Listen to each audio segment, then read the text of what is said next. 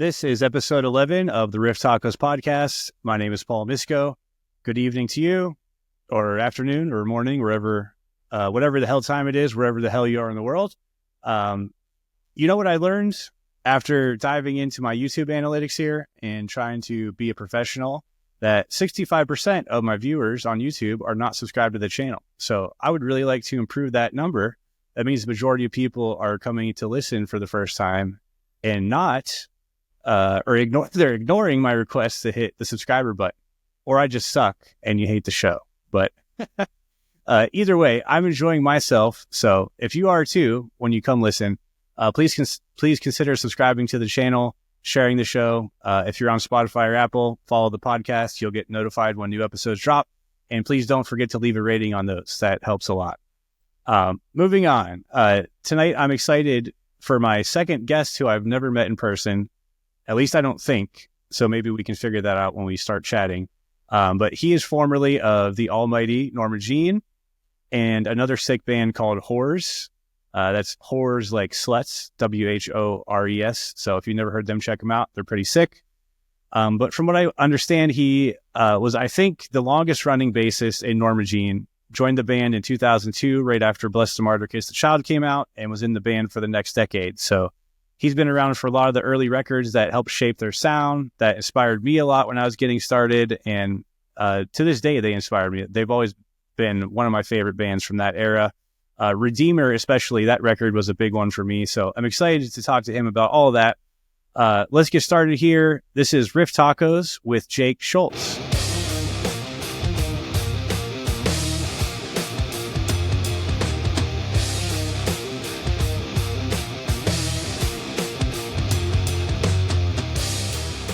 So where do you live? Are you down in Georgia? Yeah, I'm back in Atlanta right now.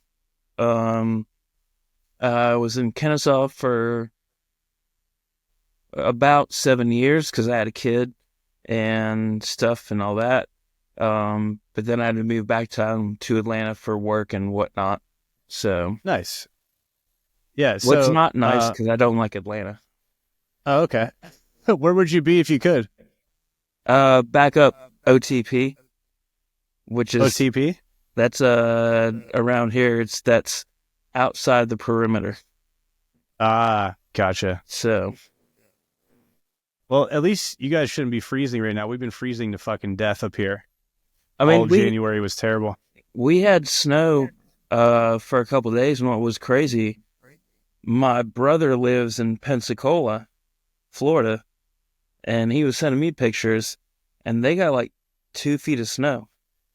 Oh, no shit. And I was like, how did you get 2 feet of snow? And we got like 2 inches. So, weather's weird, man. Where the fuck is Pensacola? It's on the Panhandle. It's basically... Okay. That makes sense. The Panhandle, they call it FLA. Am I allowed to cuss? Oh, yeah. Do whatever you want. FLA is called fucking Lower Alabama. So, gotcha. And I lived in Pensacola for a while as well. Sweet. I haven't been to Florida in God knows how long. Probably since I was on tour in 2007 or 8 or something. Or no, I did go for our bassist wedding, Joe. Where did you go to? What was the city? I know he vacations there, the same place like every year. I can't remember which city it was, but it was nice. Just, your like classic, awesome like beach wedding. Okay, so maybe Destin. Was it on the Panhandle or was it further south in Florida? It was further south. Okay. But shit, what was I going to ask you? Maybe like Tampa or something. Florida. I don't know. It's one of those little towns that like you don't hear often, but it was really cool. I enjoyed it. Yeah. So, Sean, our singer, he introduced us. Yeah. So how do you guys know each other? Sean did. We were without a singer for some shows, and I think we did about a week of touring, just instrumental. And I can't remember what city we were in when we met up with him. Excuse me. But he was like, I'll go ahead and sing tonight. Yeah, he posted that recently. I wasn't sure if you were in the band at that time. No, I was, yeah. Sweet. Okay. That was like early 2000s. And after we just started doing instrumental stuff, people just kept telling us, like, you should just be instrumental. And they're like, it's kind of like ISIS. And we were like, no, it's not like ISIS, because they are more like groovy with what they're doing, and we are so much more than that. We need someone to not necessarily give a message, but we need a vocalist to ramp up what we're doing. We need something to be as high level as it can be. And he was like, yeah, I'll do it. And so I think he was with us for like maybe 2 weeks at the end of it. Yeah, he has that show on YouTube somewhere. Like he found an old camcorder, but that ended up kind of being like the tryout for our band, because there were guys from our band in the crowd watching him, and they needed a singer, and they're like, "Holy shit!" So since you guys didn't take him as like full time, they're like, "Do you want to sing in our band?" So I guess he joined like quickly after that. I wasn't in at the time, but that's the story as the lore goes. So the end result, it all worked out. Yeah, it worked out for everybody, I'd say. Yeah. No, he's a good dude though. Yeah. And those were like, I mean, what year was that? 2000 had to be 4, 5, something like that. Yeah. That I think maybe even 2003, because that's when their EP came out. Oh, that's true. Yeah. Yeah. So yeah, it was 2003. I know soon after that he had to like quickly record because they already had everything else done. And he was so he excited was to go record too. Yeah. I remember that. He was excited about the experience that he was having, and also excited to go do his own band after doing what he did with us, which is very cool for me. You know, having someone that actually cares about music as much as he did, right? That like kind of meant something to me, because that was his personal thing. It wasn't just him jumping on with us. He was going to do his own thing, which was really fucking awesome. Right. How long were you guys without a singer until you found Corey? It wasn't that long, because we were working on a new record, which was Oh God, the Aftermath. And while we were working on that, we had this guy Brad in the band. Fucking great dude. Amazing person. Amazing father. Amazing husband. His wife and his son would come on tour with us. But it got to the point where we were like, you're not really a good singer. So, and he will attest to this as well. Like, I was the new guy in the band. He was the new guy in the band. We were about to record a new record and start writing. And we all sat down in Douglasville to have a meeting with him. And we're like, we have to let him go. And it was like, all right, who's going to tell him? They all looked at me, and they were like, sorry, I got to turn this off. They all looked at me, and they're like, you have to tell him that he's out of the band. And I'm like, why? I'm the new guy. They're like, that's why. They're like, well, you're Proby, so yeah, that's your job now. I was like, dadgummit. So we had That's never easy. No, it wasn't, especially because he was a great dude. So we got rid of him. And then we called up Corey because he was in older bands prior that we knew about and stuff, and he wasn't doing anything. So he's like, yeah, sure, I'm not doing anything musically. I'll go ahead and, come hang out with you guys and see what happens.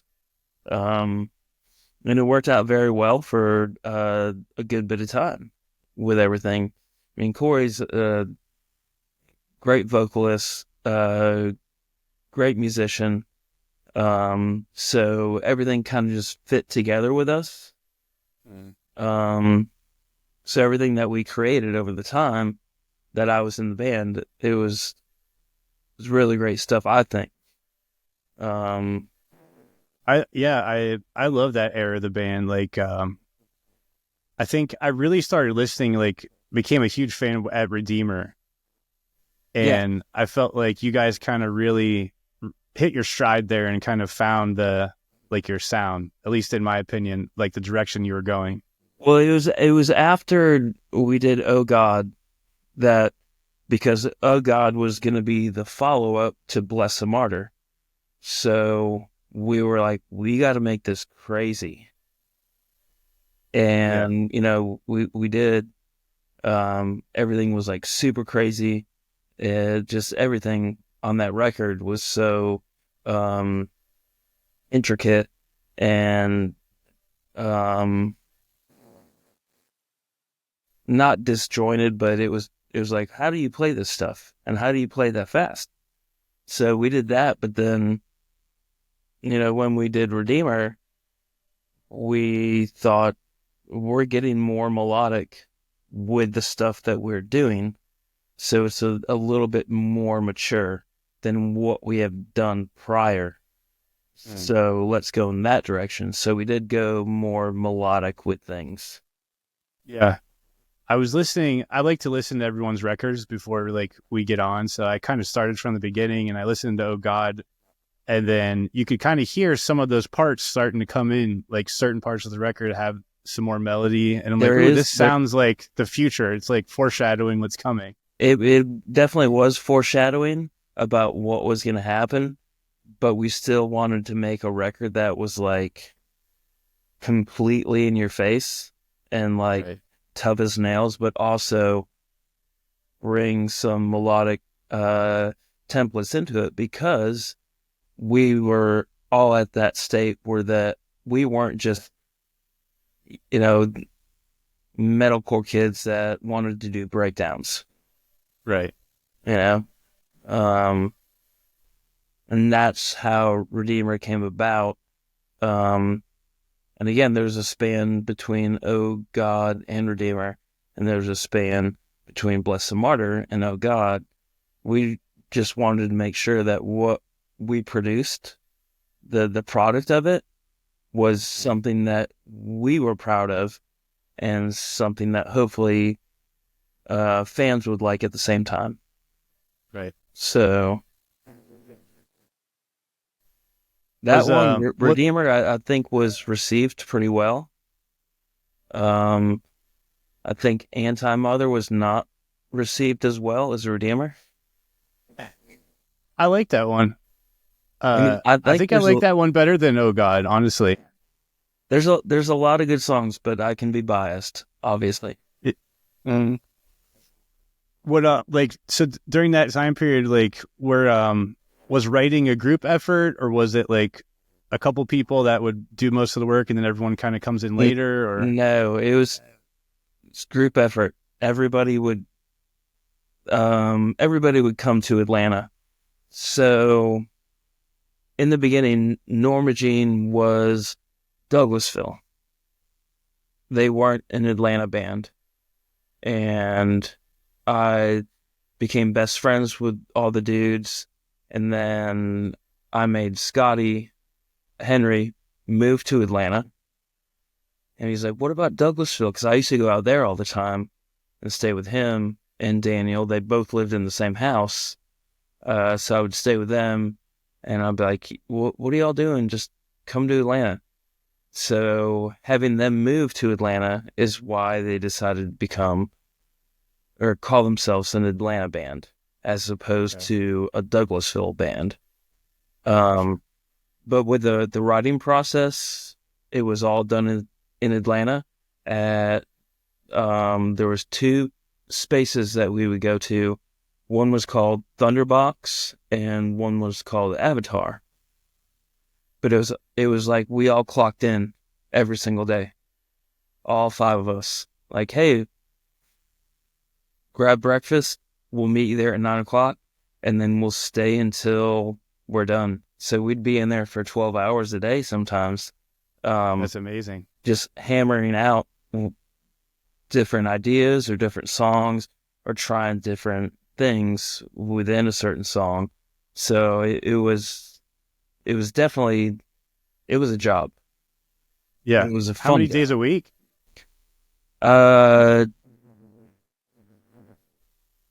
Usually probably 6. No shit. Sometimes, some of the, Chris would have something to do or Scotty would have something to do. Corey had nothing to do because he didn't live in Georgia. But sometimes someone would miss a day of work or whatnot. But most times it was all of us in there all the time, working together as a team to create something that we were all very proud of. Right. That's like, you guys were living the dream then, because to do that every day, 6 days a week, almost like, was the band like doing well enough to support you guys financially to not have to work, or? Yes, it actually was. That was, I don't want to, it sounds weird when I say it. But that was my job for 10 years, and I didn't have to have any other source of income. Right. But I also, there were certain periods, during my duration of the band where I was the tour manager and the accountant.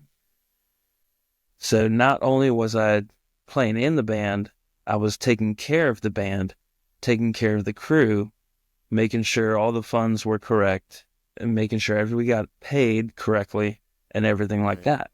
So, and that's actually in my nature, that I'm a caretaker. Okay. So you're wearing multiple hats. Yeah. Which I love hats, by the way. Yeah. I kind of do the same thing for us. I'm like social media guy, and then sometimes graphic design and video, and then demo guy and writing guy, and just kind of whatever you can do to keep the boat floating. Yeah. Especially like, we're part-time now because we're old and everyone's got kids and stuff. But I'm the only one without kids, so I have time to sit here and do that all day. And I already do. I do social media and shit for a living anyway. So I'm like, it's just another page I manage, like work, except I don't get paid for that. Work adds up. Yeah. But I love wearing multiple hats, and just like, it's like something needs done. Okay, let's figure it out and make sure it gets done right. Like you're not cutting that log right. Let me step in and do it. Yeah. Hand me that, please. So what's some big questions that you would want to ask me? Big questions. Now I'm on the spot here. So you are. Did I just 180 you? You just completely flipped it on me. Now I'm like, shit, I don't have an answer for him. Let's start with a simple one. What was your favorite and least favorite record during your time in the band? That's a double negative kind of question. Because do you have a favorite and like a least favorite? No. No? They're basically all the same to me. I will say this, I almost quit when we were doing Oh God, the tour. After the record came out, I almost quit the band. But that doesn't mean that the record I thought was bad. But we were just, there was a lot of hazing going on. Oh no. And I was like, I'm over this. I'm going home. Yeah. But we all worked it out because, I mean, the times that I had with them, it's a relationship. It's basically a marriage. Like, there's great times, there's bad times. You push through the bad times because you know the good times are still there, and you understand the people that you are in that relationship with. Right. But to It answer the becomes a family question, dynamic. Yeah. if I had one record that was kind of like but still loved, was probably Anti-Mother. Okay. Um, there's a lot of stuff on there that I don't think uh people were receptive to. I guess Right. I think maybe Anti-Mother was more so about us uh being together and doing what we wanted to do with each other, because that was the most conglomerate that we were at the time. So it was a bit of back and forth kind of stuff, but I'm not going to say it was bad. Right. And then when we And did Meridianal, everybody came together, and that's I think Meridianal is one of the most beautiful records we ever did. I agree with that. I feel like people don't talk about it enough. It's like a kind of a sleeper, at least the people I talk to. But I love that one. Well, I think it's because it was it was a more mature record for all of us to do. There's a lot more melodies and a lot more ambiance, but it was still heavy. Yeah. But it wasn't like an "Oh God" or "Bless the Martyr" thing. Right. So Um, it was different. that song, "A Media Friendly Turn for the Worse." I was just Yeah. looking at the track list. That's one of my favorites. And when I was learning how to demo like drums and guitars for the first time, I used that song for some reason. I learned how to play it, and I did a full demo in GarageBand, like On that, mimicking the drums and everything. Yeah, just for some reason I chose that song, and so that was the first thing I ever demoed out because I needed to learn how to do it for my band. So just fun little fact there. with that was on Meridianal.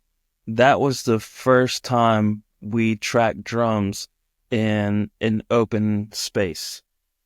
Oh, really? Like the ceilings were 20 foot tall.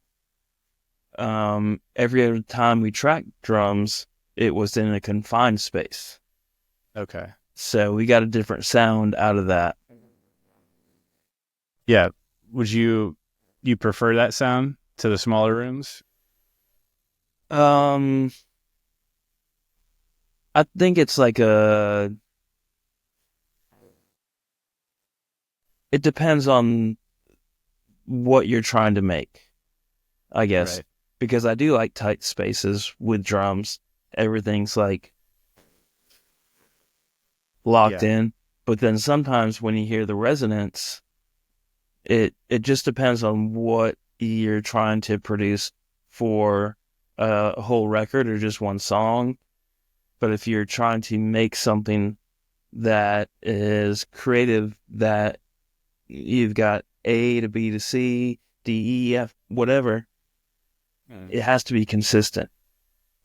Yeah. That way you're not going back and forth with things. Yeah. And you guys could go either way because you have big soaring melodies that could benefit from a large room like that, but you're also heavy too. So it's like Yeah, so you could benefit sometimes from either like sound. tight was very good.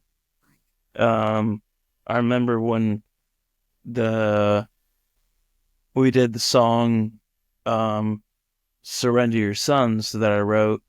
Well, we all kind of wrote it, but I wrote the lyrics and part of the music, and that's the one that Chino was on. And we were in this really tight space in Venice Beach, and Ross was the producer at the time, and Chino was there, and we're all kind of messing around. I hate the term jamming, but we were kind of jamming the song out to figure it Yeah. out. and everything was going good. And I start playing this bass line, and Ross looks at me and he's like, no, no, no, no, no. And while Chino's playing guitar, he looks at me and he's like, yeah, keep going, keep going. He's like, that's what I want to hear. And then Ross was like, oh, yeah, yeah, keep going. I was like, I knew I'm doing it right, dude. But that was a how did Chino thing come about? Because I like shit my pants when I heard that, because I was been a fan of both bands for like my whole life, as soon as I heard you guys, and Deftones were a big one for me starting out. So well, we reached out, our management reached out to them, and we're like, hey, we want to do a song with Chino. Here's, kind of the song we want to do. And Chino was like, yeah, I'll sing on it. That's awesome, and I'll help write. And I was never a big Deftones fan prior, so even to this day, what's the guitar player's name? Stephen Carpenter. Okay, Stefan. Or Stefan, yeah. Stefan, he was more excited about doing it than Chino was. But Stefan had to finish their record, the White Owl or whatever it was. Oh, Diamond Eyes, I think. Diamond Eyes, yeah. They had the White Owl on the cover. He wanted to come, and he was more excited to work with us than Chino was. But Chino came, and he worked with us for a couple days, and it was great. And he didn't say, after it was all said and done, he was like, all right, we've got the song. And we're like, we got the song. He's like, I'm going to go back to Stefan.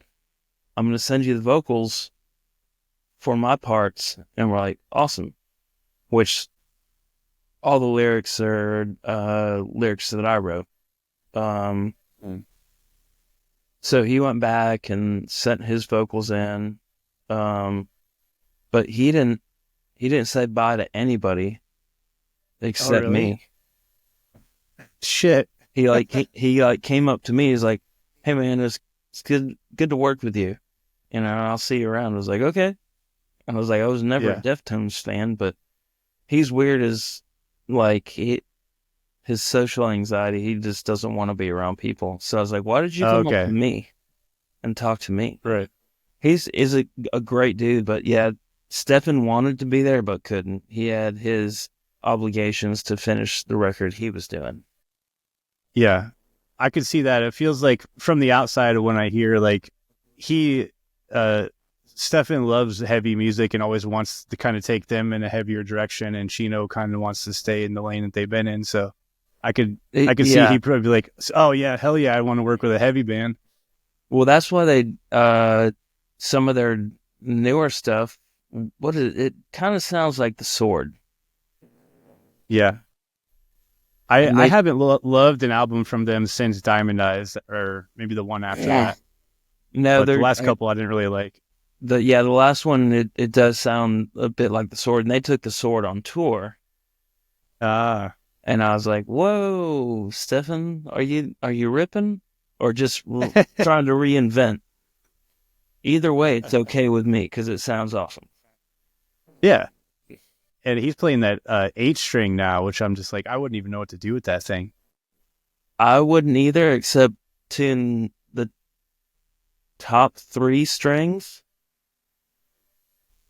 If you go down to the 12th fret and make them all sound the same and detune them, it'd be heavy as fuck. Yeah, fuck yeah. What, you guys always use 6 strings, right? And 4-string bass? Yeah. I mean, we had tuning mostly in C. Yeah, drop C, but then some of the stuff we had a baritone that we used. Okay. There was very few songs that we used drop B, very few. But yeah, always pretty much drop C for everything. Nice.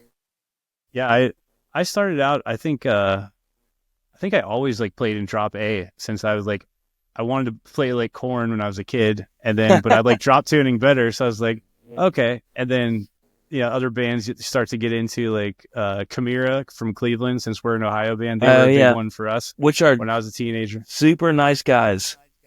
Yeah, hell yeah. I'd love to have Rob on here, their guitar player, but they were a huge influence for us. So like they played in drop A, and then like Slipknot was in drop B. So like I don't know, I was just always drop tuning guy, but I never played in standard much or No, drop D, I really. mean, we never did either. Funny story that you mentioned Slipknot. My buddy V-Man is their bass player. And that's right. I've known V-Man for, oh shit, I don't know, 15 years? Because he was what band was he in before Slipknot? Well, he's always been a guitar tech.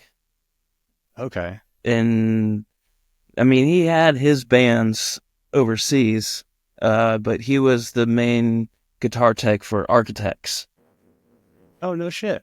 And Architects wanted us to come over to the UK and have us on tour with them.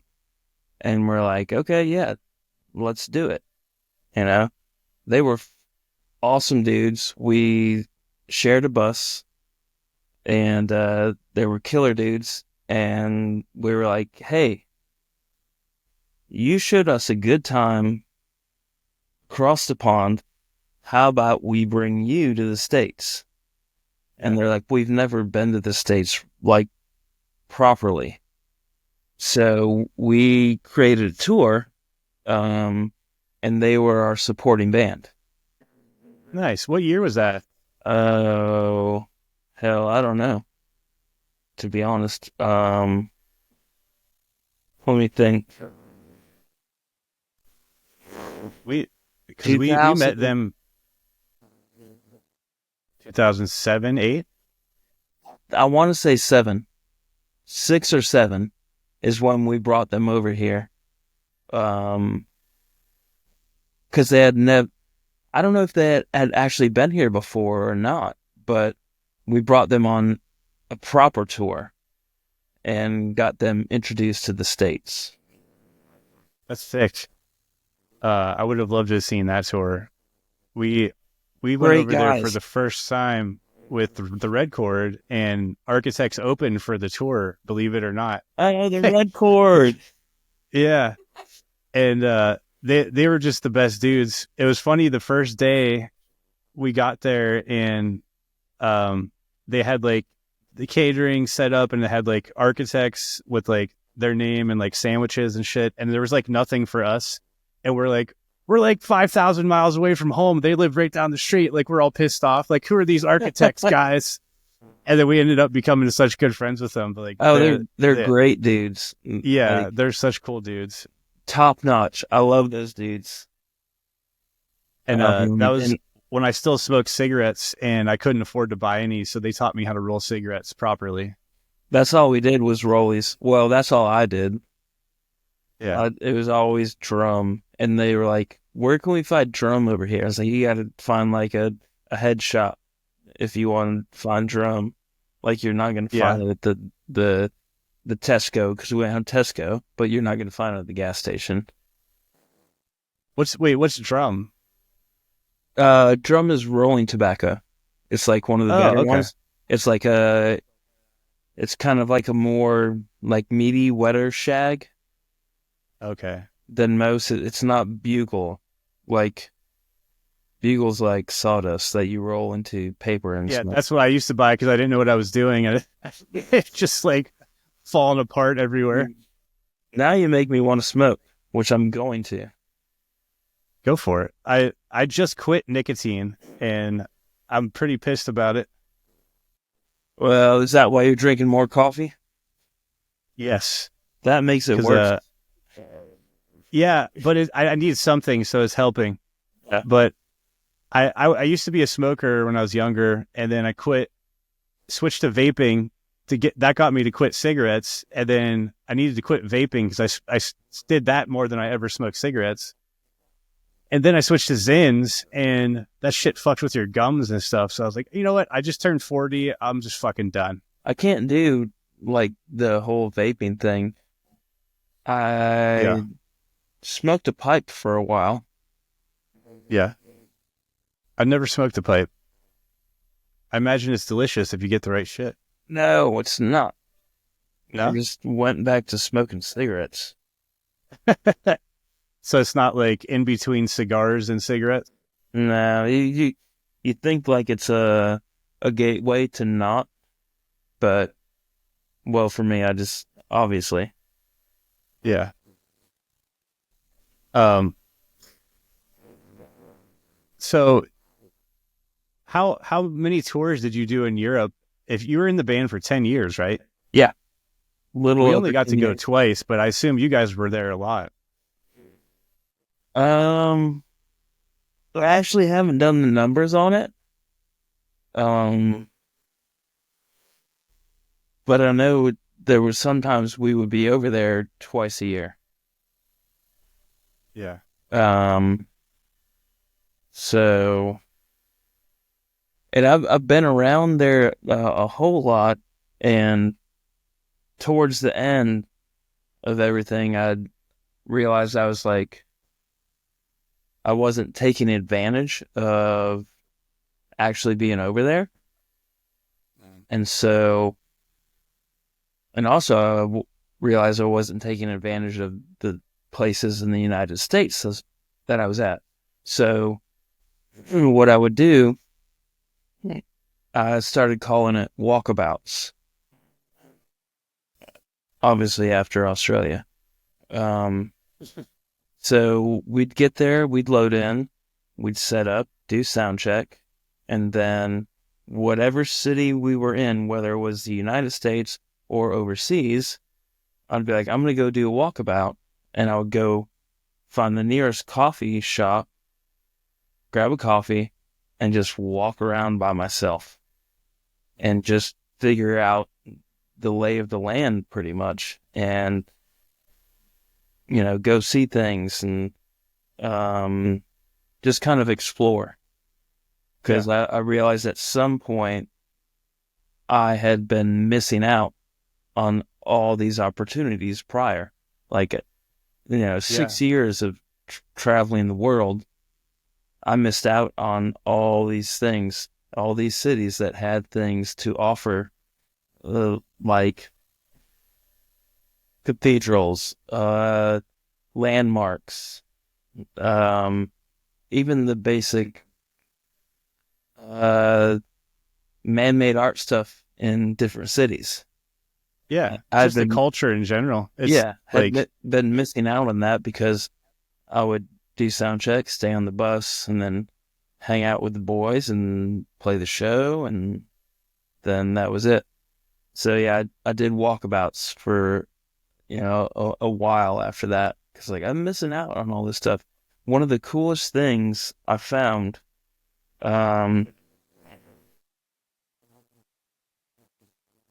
we were in Holland, and the venue was right like within walking distance from this giant cathedral. And I was like, well, okay, we're all checked in, sound check's done. I made my coffee at the venue. I was like, I'm going to take this to go and walk to the cathedral and, see what this cathedral's about. And as I'm walking up to the cathedral, the walkway, the pathway is all glass. oh shit. And I'm like, why is this all glass? And it's like 4-inch thick glass. And I look down, and there's like skeletal remains. Oh, no shit. They're lit up. There's lights down there. So you're supposed to see what's down there. And I'm like, what is this? And you could tell that there was male skeletal remains, female skeletal remains, and also children's skeletal remains. Wow. What country was that again? It was in Holland. Holland. Right. That's crazy. So I went into this beautiful cathedral, and then I started asking questions. I was like, hey, I just basically walked over like a bunch of dead people that are lit up. Like, what is that about? And What the hell's going on here? they're like, oh, this was tradition back in the day. When the priest died, he was buried with his whole family. Oh, really? And I'm like, are you kidding me? I was like, even the children? And they're like, well, that's why you saw the skeletal remains of children. And I was like, holy fucking shit. So if he died, then how did the children die? I didn't ask that because already I was like creeped out. Like, because that sounds. they had to kill him, obviously.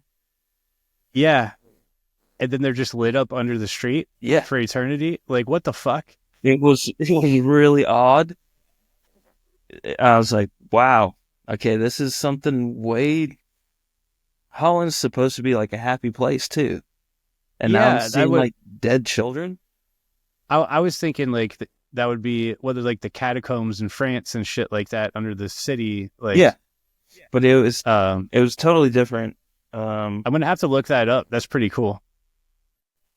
I actually took a bunch of pictures of it, and I made an art piece for one of my friends.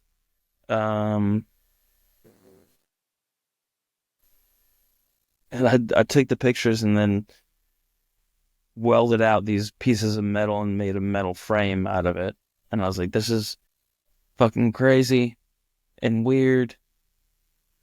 Yeah, that's weird as fuck. Yeah. The walkabout thing I love though, because you're right. Like, I spent probably 7 years on tour straight, and you don't get to see shit because you're always busy. So if you want to, you have to make time for it. Yeah. Because you get to the city, you eat, you sound check, and then you have that couple hours where you can waste it by sitting around drinking or doing whatever, or you can go and find something. It was basically a waste of time, and that's why yeah, everybody else was doing that. And it's like, I'm gonna go out and do stuff by myself. And it's funny because I still have this belt buckle that I bought in. I think it was in Portland, and I did my own walkabout and came across this like little resale kind of place, and they had this belt buckle that it's got these crossing guns, and then it says poison on it, and then right in the middle is a scorpion. Oh, that's sick.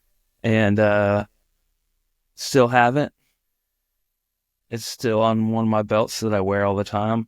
And my son asked me about it last time I was with him. And he's like, is that a real scorpion? I was like, yeah. He's like, is it dead? I was like, of course it's dead, son. That's really sick. That reminded me of I think the only Norma Jean shirt I ever had was that crossed gun one, the white and red. That's a classic. It was, and God knows where it is now. That's the shotgun one. Yeah. Yeah. Did it say something on the back or? Well, we at one point we decided to revisit that because it was such a popular shirt. I can't remember what it said on the back. I do have at one point I decided to start collecting all our tour shirts. So I have a box full of Norma Jean shirts, which now I can wear since I'm not in the band anymore. Yep. One of the I wish I had done that. Just so many shirts over the years. I have like one bin of like memorabilia from band stuff, and it should be like 5 of those, you know. There's one that's my favorite. It was, and there's a story within this. We're doing a tour in Mexico, and we're in Mexico City, And I didn't know this, but apparently Mexico City is really fucking dangerous. I've never been. But we played a show, and there was all these vendors outside of the venue selling like bootleg Norma Jean merch. No shit. And we were told, yeah, these are all factory workers. So what they do is when they find out an American band is in town, they will utilize the factory to make bootleg merchandise. So Wow. I got I think is it double X or triple X tie-dye t-shirt that says Norma Jean on it. That's really cool, though. And I would definitely buy it if I walked our up band had and I was bootleg like, merch. hey, do I get a discount if I'm in the band? And they were like, nada. I wonder if he didn't believe you. I was like, I'll still buy it. It's fine. That's pretty neat, though. Yeah, I've heard it's pretty dangerous there, but I've never been. I've only been to I've been to Tijuana, which is also kind of dangerous. Played there twice in my old band back in 2006. Yeah. And some little dingy ass venue. It was a great show though. It was the first time we were out of the country, I think, maybe before we went to Canada. But little kids there coming up asking to sign their shoes and shit. And you're like, what the fuck? We were only 18 or 19. But that experience, when you cross that border, definitely feels different. It's a weird border. When we flew in for that tour, where did we fly into? Guadalajara. And we flew in, got all of our gear, all of our bags, and there was no one to check us in. The desk, the kiosk. Oh, really? There was no one there. So we sat there for 20 minutes waiting to get stamped in to Mexico. And I'm in contact with our tour guides for that tour. And I'm looking at them through the doors. And I was like, no one's here. What do we do? They're like, just walk through. I'm like, really? Oh my God. So it's we got checked out of the States, but not checked into Mexico. What's going to happen Holy when shit. we try to leave? It'll be fun. It's fun. No problem. And we just walked through. Wow. What the no heck? problem on the way home either? No, none whatsoever. That's crazy. We were supposed to go to South America after the Mexico tour, but the promoter for South America was being super shady. And so our tour guides in Mexico were like, you shouldn't go to South America, just go home. He's already setting something up for South America, and it doesn't sound good. You're going to get in trouble if you go down there. Fuck that. And we're like, hey, we'll just go home. Yeah. It's if you get a warning to don't do that, I'd be like, all right, let's get the fuck out of here. I was like, hey, let me get some fucking Georgia barbecue again, please. So you guys went to Australia. Mm-hmm. Never South America after that then? No. Did you ever go to Japan? Yeah, several times. How was that? Japan is one of the craziest places I've ever been. We've been there several times. The first time, I didn't sleep for 3 days. And I've never done a drug in my life. But we started off in Tokyo. But it was just so crazy. People say New York is the city that never sleeps. I'm like, New York has nothing on Tokyo. So we'd play the show and then go back to the hotel, clean up, go have dinner, go back to the hotel, and then I would just open up the curtains and just look at the city, and I would just walk around till the morning. And then I'd get some breakfast and sit at an internet cafe, and I did that for 3 days straight without sleeping. Holy shit. Were you just like high on like the traveling or like the jet lag or? It could have been partly jet lag, but it was also the stimulation of everything that was going on. I just wanted to go see everything and, experience all that stuff. And it was the hardest thing for me to order a cheeseburger because the actual language barrier in Japan is pretty big. They don't speak English. Oh, right. And I was like, how do you not, you guys are like the smartest people. Why do you not speak English? Yeah. But no, it was constant. Like, I got to go look at things. I just have to just walk around and check everything out. So I've never been. I hear it's amazing. Yeah. And the vending machines are weird as fuck. Yeah. I've seen some shit on the internet. But it wasn't until we had to take the bullet train to, I think we were going to, it was either Osaka or Okinawa. And that's finally when I took a nap. Yeah. Just pass out as soon as you get there. But 3 days, I don't know what the longest I've ever not slept is. And again, maybe 48 hours. I'm like, I'd never done drugs, but it was just like the stimulation of everything. It's like, I just have to check everything out. And even before we even played a show, and I thought that I didn't believe this until I went there because I thought it was a myth. Japanese dudes in suits showing up to see bands. I was like, that's not real.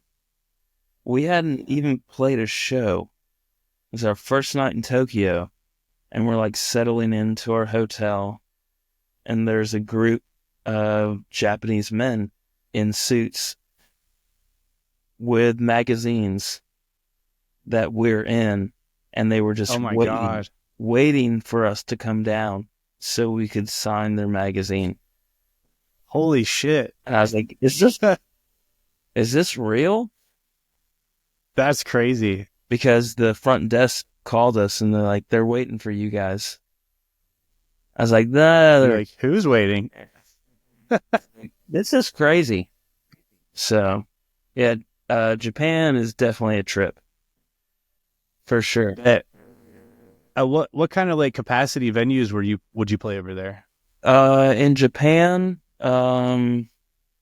anywhere from 400 to 1,000, because a lot of the places are very compact. So I think the largest one we played was a little over 1,000. But they're not that. They don't have big venues for bands like us at that time. Right. Would you just you guys go and are there opening bands there, or did you tour with someone, or? We were at that time. We were on tour with Atreyu, and sick. That was our world tour. Was us, Atreyu, and Underoath. Dude, hell yeah! What year was that?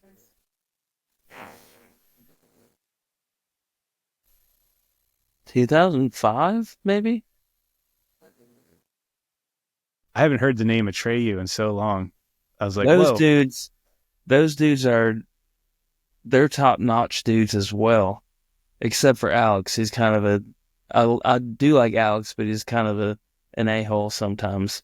But they became some of my best friends, obviously. Yeah. After doing a 3-month world tour with them. Oh, yeah. and we did some shows with them prior, and I was like, I don't like this band, because I remember the first time I met them was at a venue here in Atlanta that's been shut down for years called the Cotton Club, and Atreyu was on tour with My Chemical Romance. So I went out to see those guys and meet them, and they were all cool. And I was like, what? Oh, Bleeding Through was on tour. That's why I went. So it was My Chemical Romance, Atreyu, and Bleeding Through. Nice. So I went to go see my buddies in Bleeding Through, and then got to meet the other guys. And the guys in Atreyu, I was like, actually, you guys are kind of cool. Like, you're nice Actually, guys. Yeah. Like, even if I don't like your music, you're still nice guys. Yeah, I could never get into them, but like, it's funny, like when you go on tour with anyone, especially for that long, like you'll be closer to them than some family members you have. Oh, You're yeah. spending every day together and doing everything together and going through all the horse shit and all the shit that goes wrong. And yeah, it's just amazing how tight that can make you with someone in such a short period of time. No, it's crazy because every night when we were on tour, I can't remember the name of the song. It's like something Kiss, Love, I don't know. But they would have me come up and play bass every single night. Nice. And they're like, you have to do the last song. And I'm like, for me, that's like me handing my bass over for someone to do our last song. Yeah. Like, that's pretty cool. And it was, Yeah. yeah. Especially if it's like, if that's your closer or like your encore song, to like give that up every night. Like, yeah, that's pretty cool.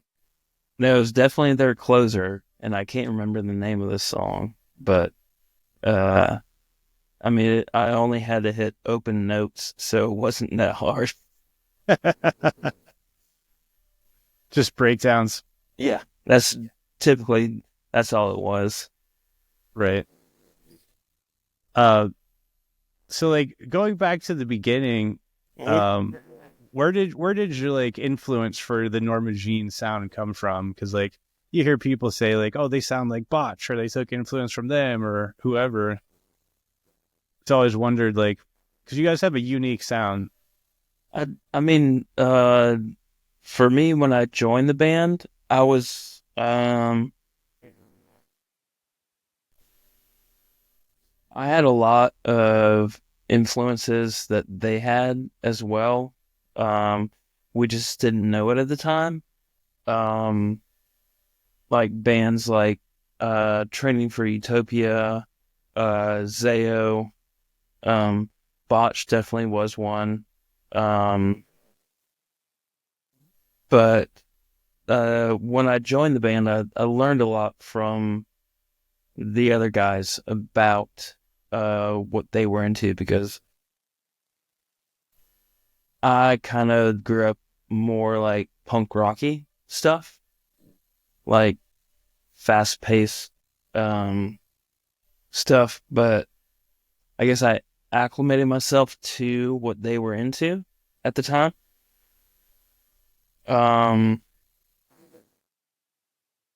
But I was never into like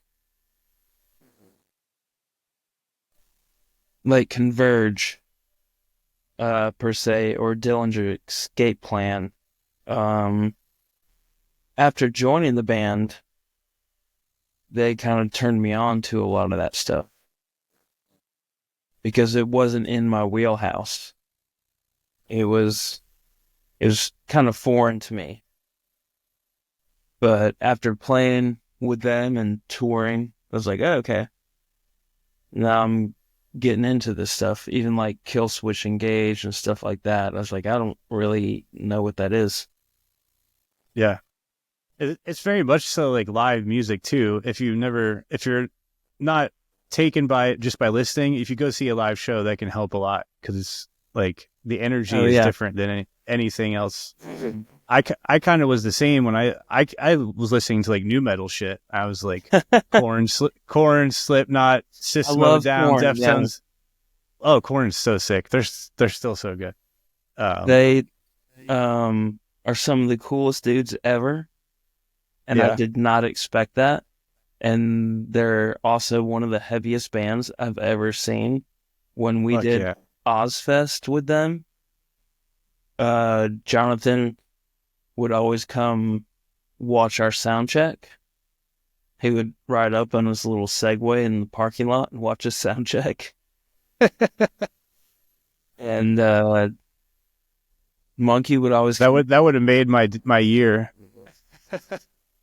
it's they would always come watch us play too. They'd be side stage when we would play, like every day. And I'm like, why do you guys like us so much?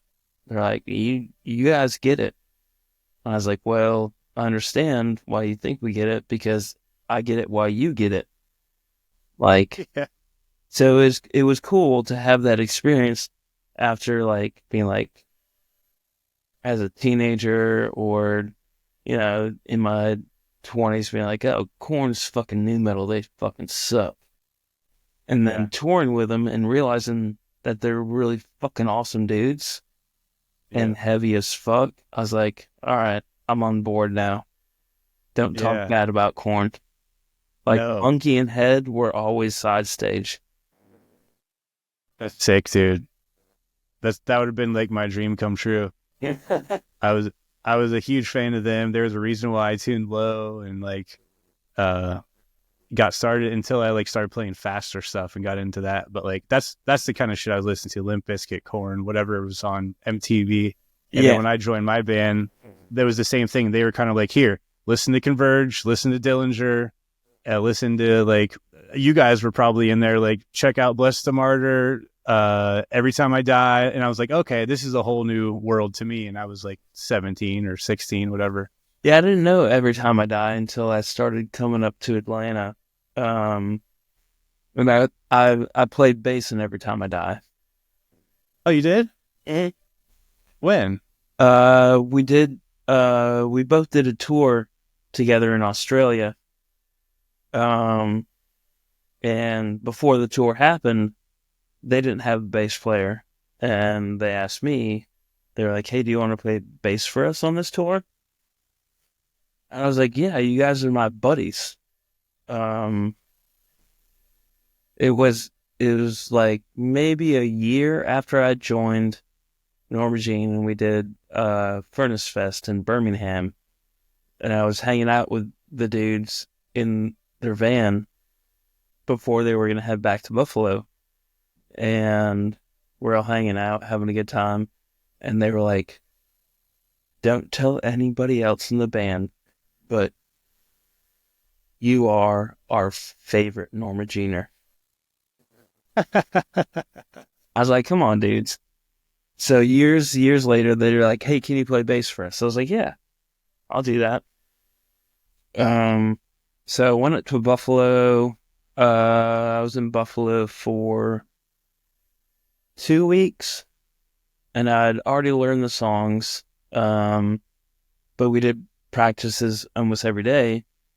Then went to Australia, and in Australia, most of the clubs, they have underage shows and overage shows.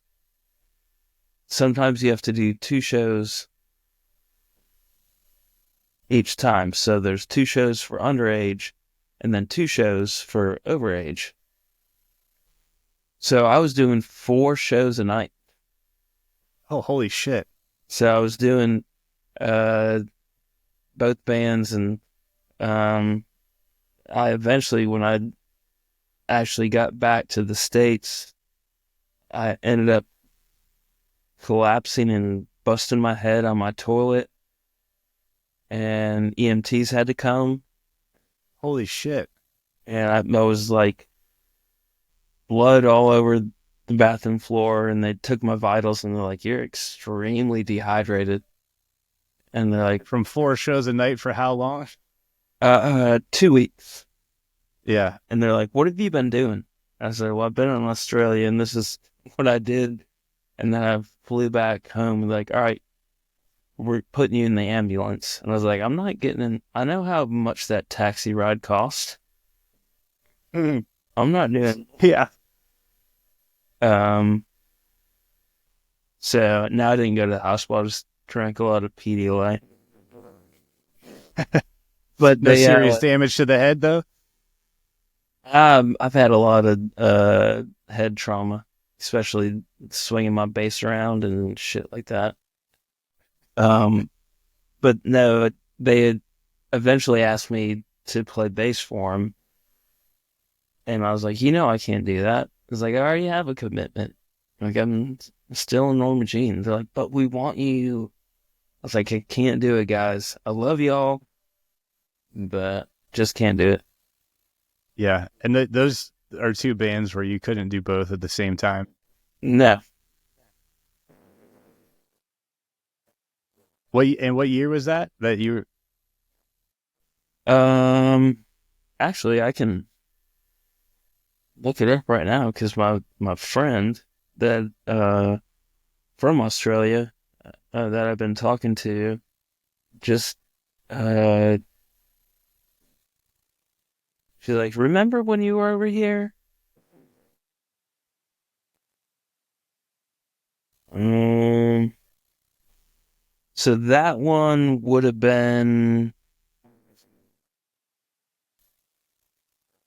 2000 and let me think, 2006. 06. Because I was there in 2005 with the Treyu. Gotcha. I'm just curious because I always think of like in records, like what cycle would that have been? That would be looking at my iTunes. Oh God. Or for Every Time I Die, I meant. Oh, for them? Gutter Phenomenon. It was Gutter Phenomenon. Trying to remember the songs I played with them too. I haven't heard that record in a long ass time. The Big Dirty was one of my favorites, but from them.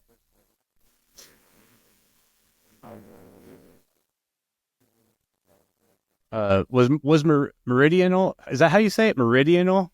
Yeah, Meridianal. A lot of people Meridianal. They don't know how to actually pronounce it. It's been pronounced a lot of different ways because it's hard to actually like figure out. I always said Meridianal. Was that your last record in there? Some people have said Meridianal. Meridianal, yeah. Not enough syllables. No, my last record, which I didn't play on but helped write, was Wrongdoers. Okay.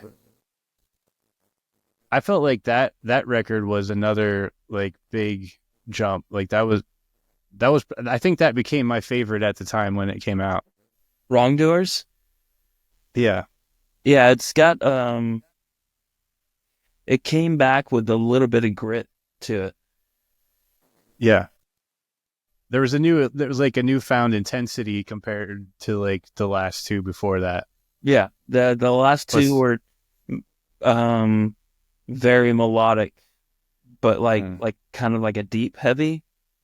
Yeah. And with Wrongdoers, it was like a little bit more of your in your face kind of stuff. Yeah. But still, like, because I would go out to, I would have to go out to Arkansas when that was being written.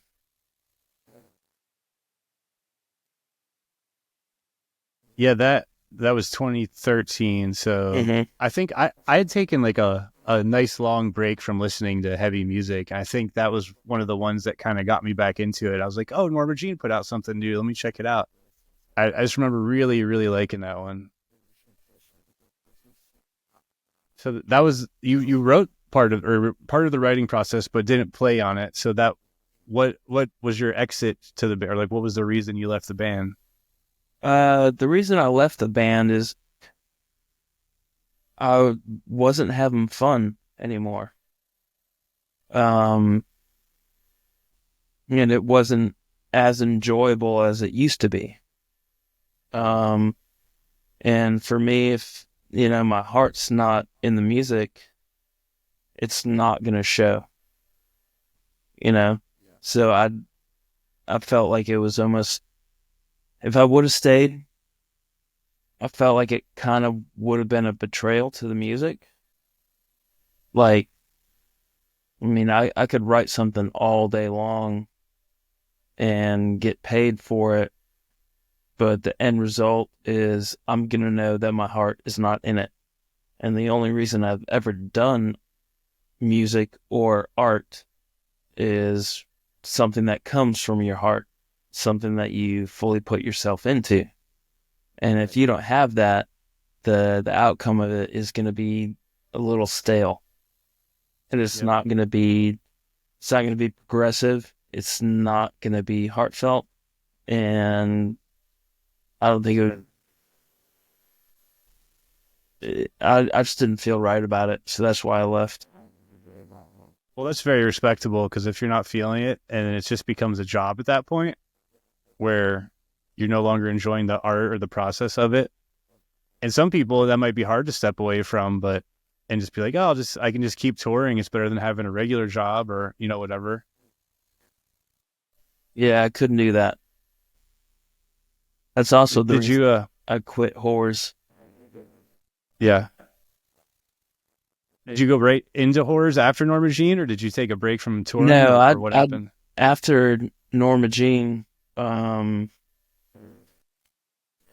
think I didn't do music for about 2 years, and that's when I got into mechanics and started doing hot rods. And the guy that owned the shop was Travis, who was the drummer in Whores, and I started managing bands, like managed Whores, and I managed this other band called Royal Thunder, to try to help them get on a bigger platform. But then Whores, after I did their first EP with them, they had like a falling out with their bass player, and like, hey, do you just want to play bass? And I was like, I'll do a couple shows and see how it goes. And then ended up with them for 2 years after that. Wait, no, 3 years? Something like that. Timelines are always weird at this point. Right. Yeah, I think I just found out about them. I guess it's been longer than I think, like maybe like 2018 or 2019. I was like, oh, this is sick. So when you said that, it like jogged my memory, and I was like, oh, I haven't heard this in a while now, but I really like their shit. No, it's great, Yeah. And I helped write a good bit of that stuff too. But again, it got to a point where I was like, yeah, I'm just not having fun anymore. So Yeah. I got to dip out, because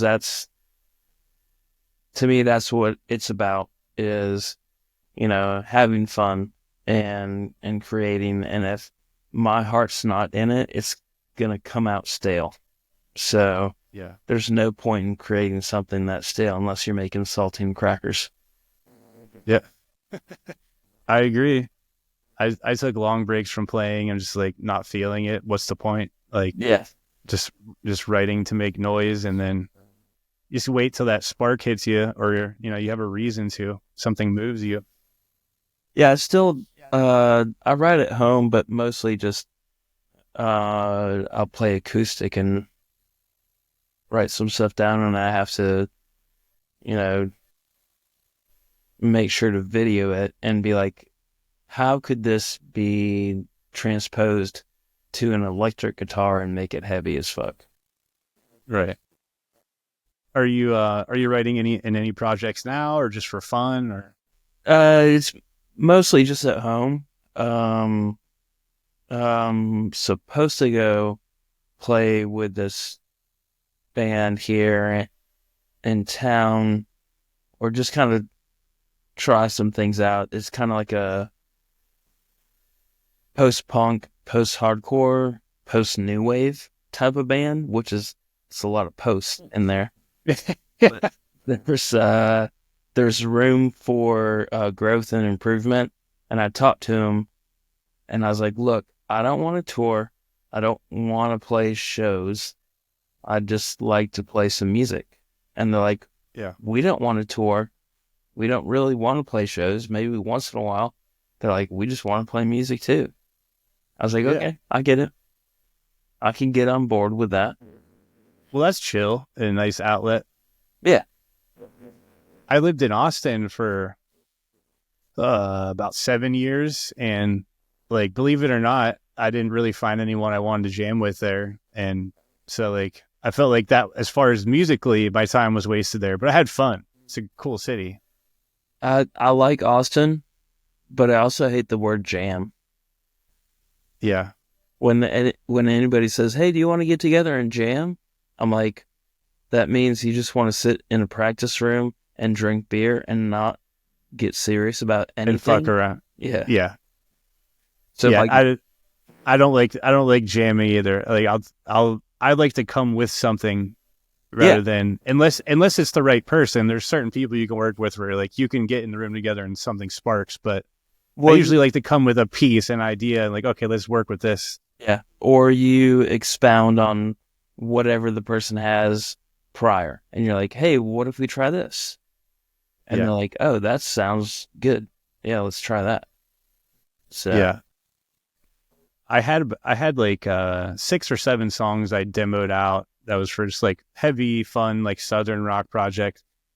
And I met a drummer in Austin. And I beforehand, like, we didn't have a dedicated space, so we had to rent a spot and bring all our shit each time we were going to do it just to test this out. I'm like, would you please learn like 2 of the demos beforehand, so when we get in there, it's not just wasting time. And he never learned them. We played the other twice.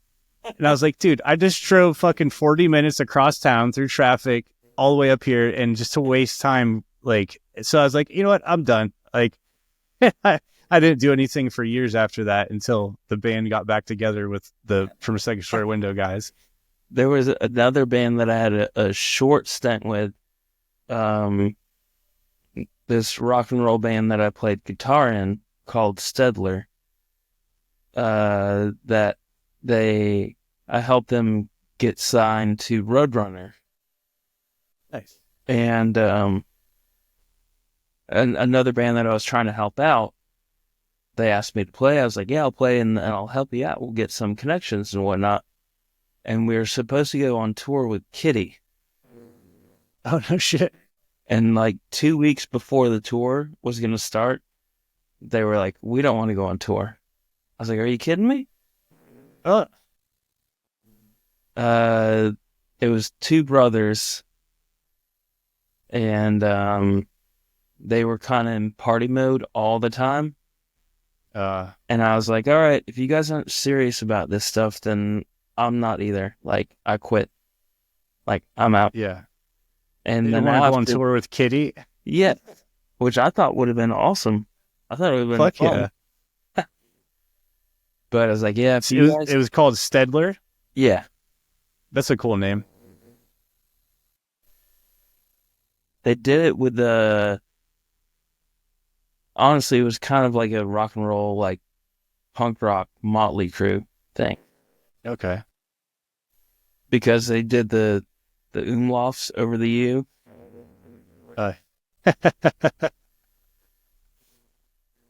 Is that out there anywhere to listen to? Oh, yeah, for sure. Yeah, I'll have to check that out. Yeah, you can Google Stedler. I don't think I'm in any of the pictures. But yeah, they got signed to Roadrunner. Did a couple tours. I think they went overseas. I can't remember. But yeah, I was just like, at the same point, I was like, if you guys aren't serious about this, I'm not doing it. And I'm not having fun. Yeah. Fun is the most important part, playing music. Like, well, that's the whole point of it. Yeah. If you're not having fun doing it, people have asked me, would you ever do music again? And I'll be straight up, I'd be like, no. but if you pay me enough, I will sell out. Yeah. But There's a certain threshold where it's like, okay, that'd be dumb to not do this. yeah, as I've been around it enough, I've spent so many years of my life doing it, so I'm not going to do it for like peanuts because that's Yeah. not fun. No. And like most bands in our genre who like we were never close to as big as you guys were, but we always made fucking peanuts. But when you're young, you don't care. You're like, oh, at least everything's covered for now. We can get to the next city. You have enough food or enough to eat, maybe get a hotel and shower. But it's for the passion. At some point, then you're like, okay, when we got to start making more than this here. And that's kind of when like started the downfall of us breaking up in 2007 to 2008. Yeah, it was just like, okay, like we can't do it anymore. We need to be up when hitting the next level, and it's just not happening. So what did you have for dinner tonight? Gas station nachos and a Diet Coke. Taco Bell. Yeah. And that's all fine and good when you're young, but when you start to get to a certain age, certain age, you realize things, and that's another thing. Like all the era, where being in Norma Jean and all the bands that we all came up with at that time, we were young, and it created something for, I guess the future. Yeah. But we all had the same mindset, even if we had differences within music or religion or anything, none of that stuff mattered to us. We were all just in this together, Yeah. We're like, this is a scene that we created. And it was something I never thought that I would be a part of. And it's still kind of weird to me that I was a part of it. But it's also something that, created something for a lot of other bands.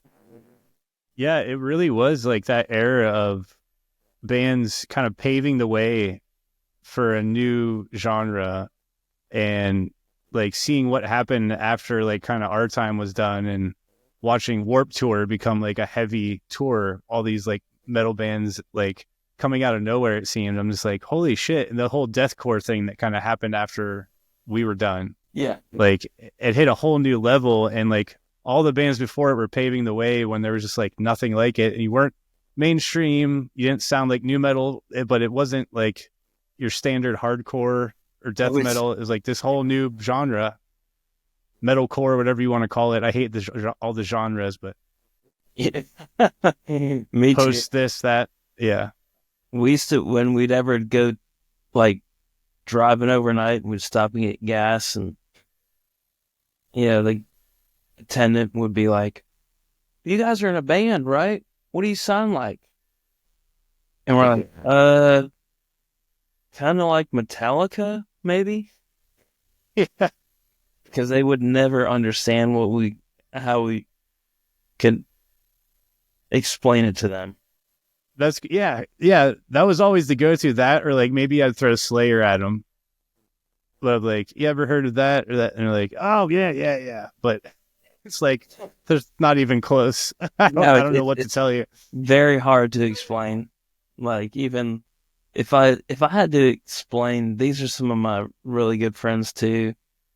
All the guys in BT Bam.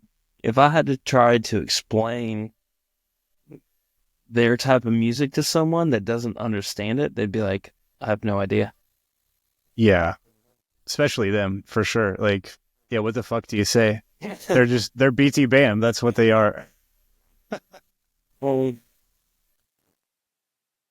like anymore, I still don't know what to say to people.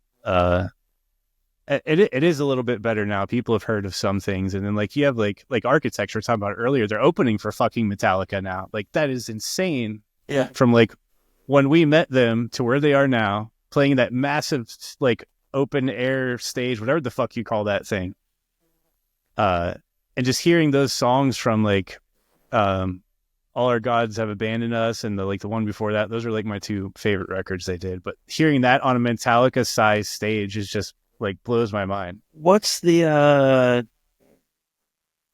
damn it, there's another UK band. It's like super heavy. Ollie's the lead singer. Bring Me the Horizon. Yes.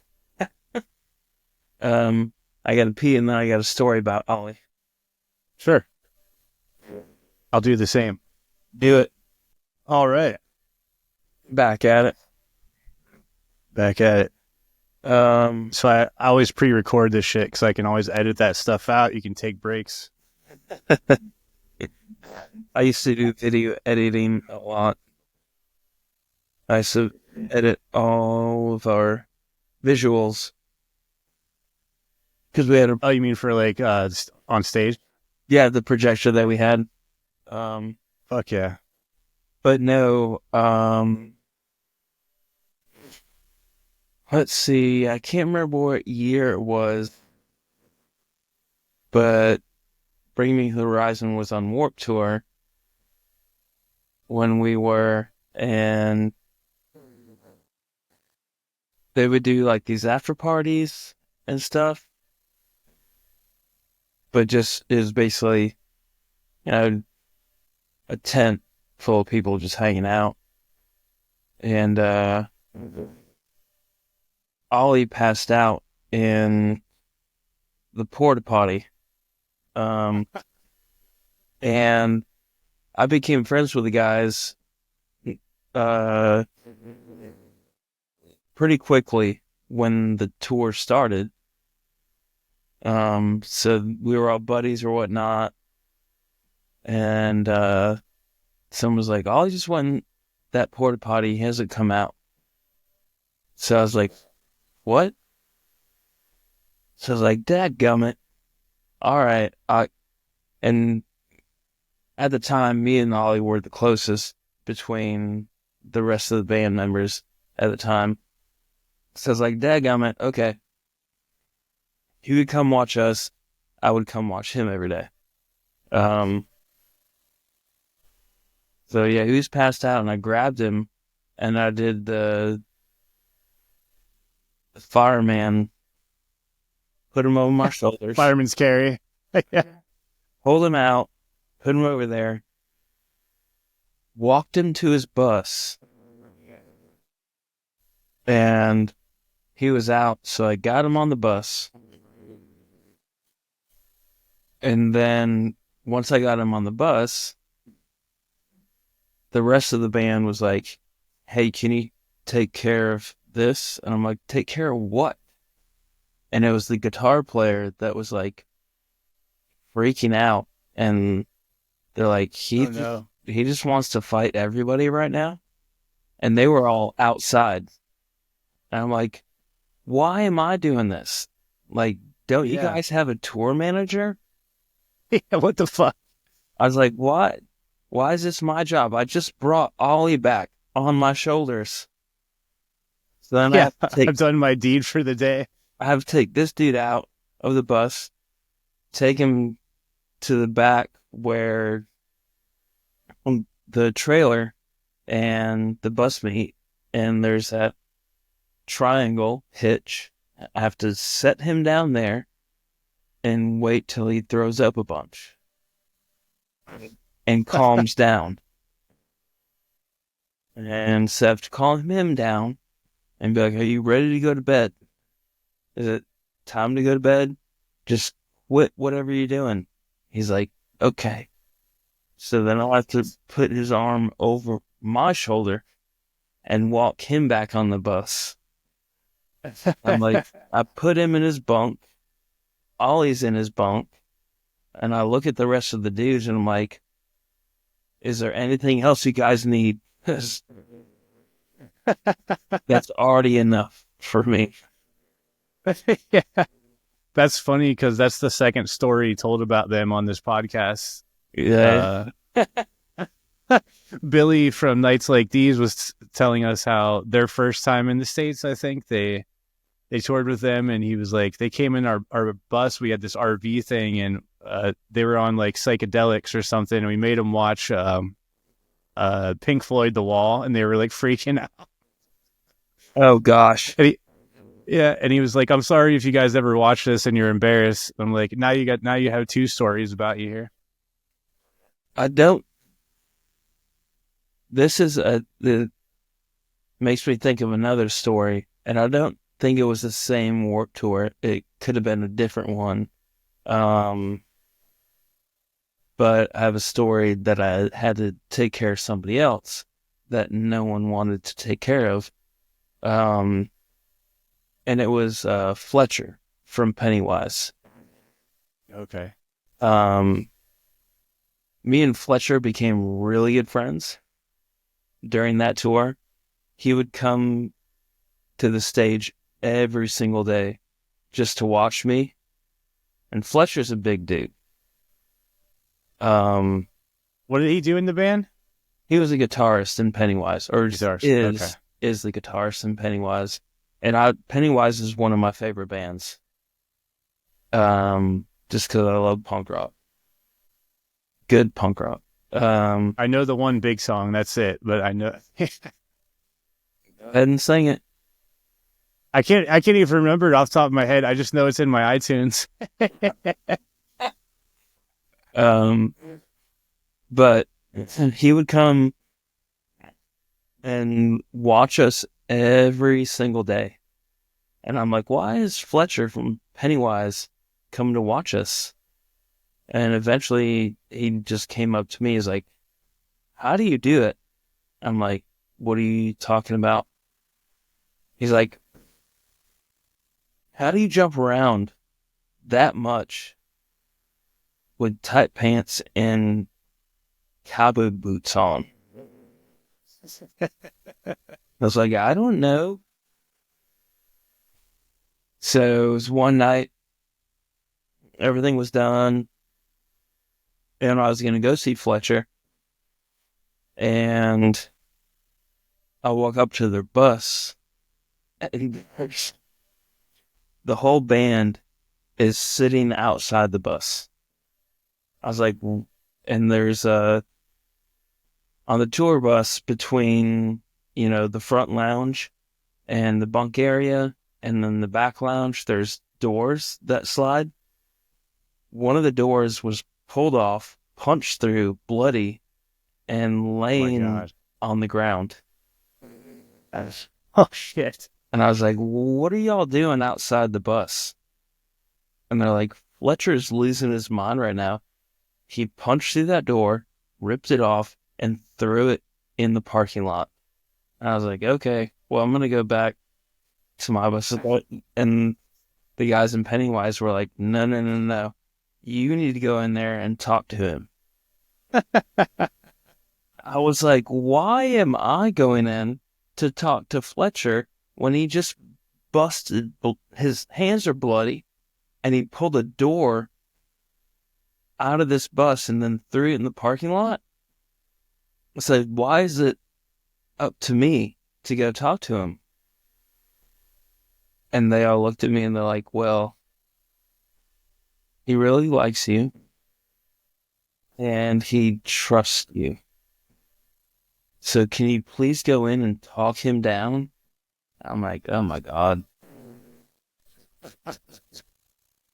Like, this is some David and Goliath shit. You're like tour dad. Oh, I always have been. Yeah. Oh, you said that earlier. It's in your nature. Yeah.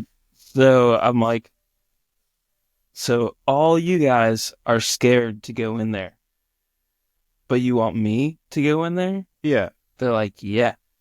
I was like, okay. I said, I'm only doing this because I like Fletcher and I like your band. So we'll see how it goes. But even still, at the beginning, like, I was a little apprehensive about it because Fletcher's a big dude. And if he's on tilt, I'm like, what am I going to fucking do?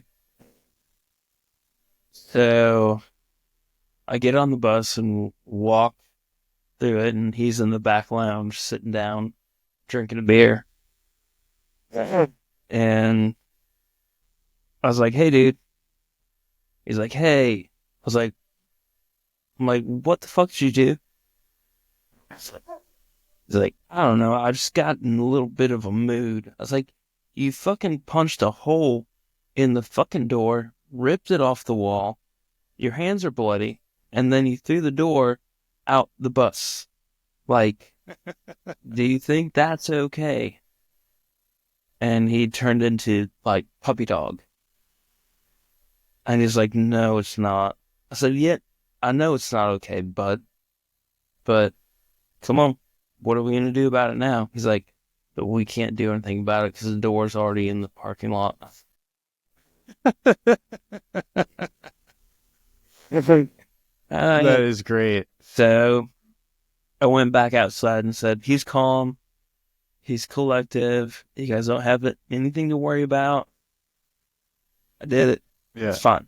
They're like, thank you so much. That is a great story, though. And you just randomly happened to walk up and see that? Like, what if you weren't there? Who were they going to send in? I don't know. They were all outside the bus. Like they were afraid to go in and confront Fletcher. And that's why. It's amazing when you're someone you travel with like that, you're afraid to go in. Well, they knew what he was capable of, but the fact that me and him had that bond during that tour, they were like, he likes you a lot. He will listen to you. He won't listen to us. I can see that sometimes it's better to send in someone that's not part of the core group that he's around all day if he's having a fit or a mood right now, you know? And also I'm never really combative about anything. Yeah. Unless it actually matters. Yeah. Yeah, the person's energy who's approaching him in that moment is very important too. Yeah. But it was another situation. I was like, really? I'm not a part of this band, but I have to deal with it. That's great, though. The doors in the parking lot, those are like to some of the things that happen on tour. It's fairly mild in the big picture, but there's always some shit going on. I mean, it's a good story, for sure. Oh, fantastic story. I was trying to think, something happened on our tour bus, and our manager, this was the first and only time we had when we were in Europe, and I think someone brought a girl on the bus. You know, the rule is no one's allowed on the bus if you're not, part of the crew or the bands, because everyone's got their shit in there. And someone brought a girl in, and that was the rules. No one's allowed to, but we got blamed for it because we were the new young band, and we're like, swear to God, it wasn't us. Like, I have no idea who that was. And so he was drunk, and he said that night after, he's like, I'm done with you. I'm never working with you again. Like, it's over. Like, don't talk to me the rest of the tour. So I had to sit in the back of the bus on the bottom of the stairs because of the double-decker one. The double-decker, yeah. Yeah, and I'm just sitting there next to him like this. I'm drunk. He's drunk. And we're all just like, listen, man, it wasn't us. We had this big heart-to-heart, and it's like 2 a.m, just the shit that happened. But we worked it out. But just funny. The shit that happens, like when you throw a bunch of young people on the road playing music with just unlimited alcohol, and they're young, and here's a tour bus for the first time. Like, what do you think's going to happen? They're going to go nuts. Yeah. That's one thing I actually never did. Like I said earlier, I never did drugs. Another thing, I never hooked up. Yeah. I thought I didn't really do that either. I thought that was the stupidest thing ever that you could do. If you're in a band and you have people paying money to come see you play, that means they respect you as a musician and they are into your music. that's the whole reason they're there. So why would you ever try to take advantage of that because it's a woman? It's a whole nother it's thing gross for me that I never ever did that. And I did think it was gross, and I saw it a good bit. But I was always, if there was girls backstage, I knew exactly who cared about the music and who didn't. I knew who cared about being backstage, and I knew who cared about the actual music and wanted to have a conversation. right Well, I'd find the person that actually wanted to have a real conversation about the music, and then pass off the rest of it. That's something that I always felt very strongly about. Out of all of my years, I was like, nope, you're cool. You're not. Because I wasn't ever going to take advantage of that. No, that was never my thing either. Sorry, my cat is about to knock things off the desk. Leon. Fuck you. In one fell swoop. Look at that little girl. It's a boy. His name's Leon. Oh. But he's getting feisty. I was in a relationship pretty much 90% of the time I was on the road. So it was never even a thought in my head, and I was never going to cheat. So that made things kind of easy for me because I was always there for the music too. But you're right. That's a good point. Like you'll see quickly who's there for that and who's there because they want to be playing music. Yeah.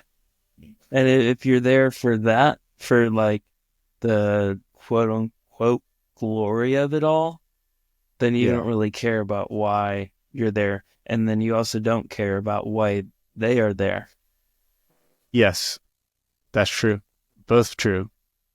I think I would enjoy tour more now that I'm older because, like you were talking about, doing the walkabouts and actually like appreciating where you are and taking advantage of it, rather than just like wasting time sitting around and like I don't know. I would appreciate each city more and want to spend time like doing things, experiencing it. It's just not in the cards for us at this point because everyone besides me has kids and businesses and things. So we're doing weekend warrior shit now. Well, and at this point, it's not that bad because we have our experiences, we have our memories, we have our stories.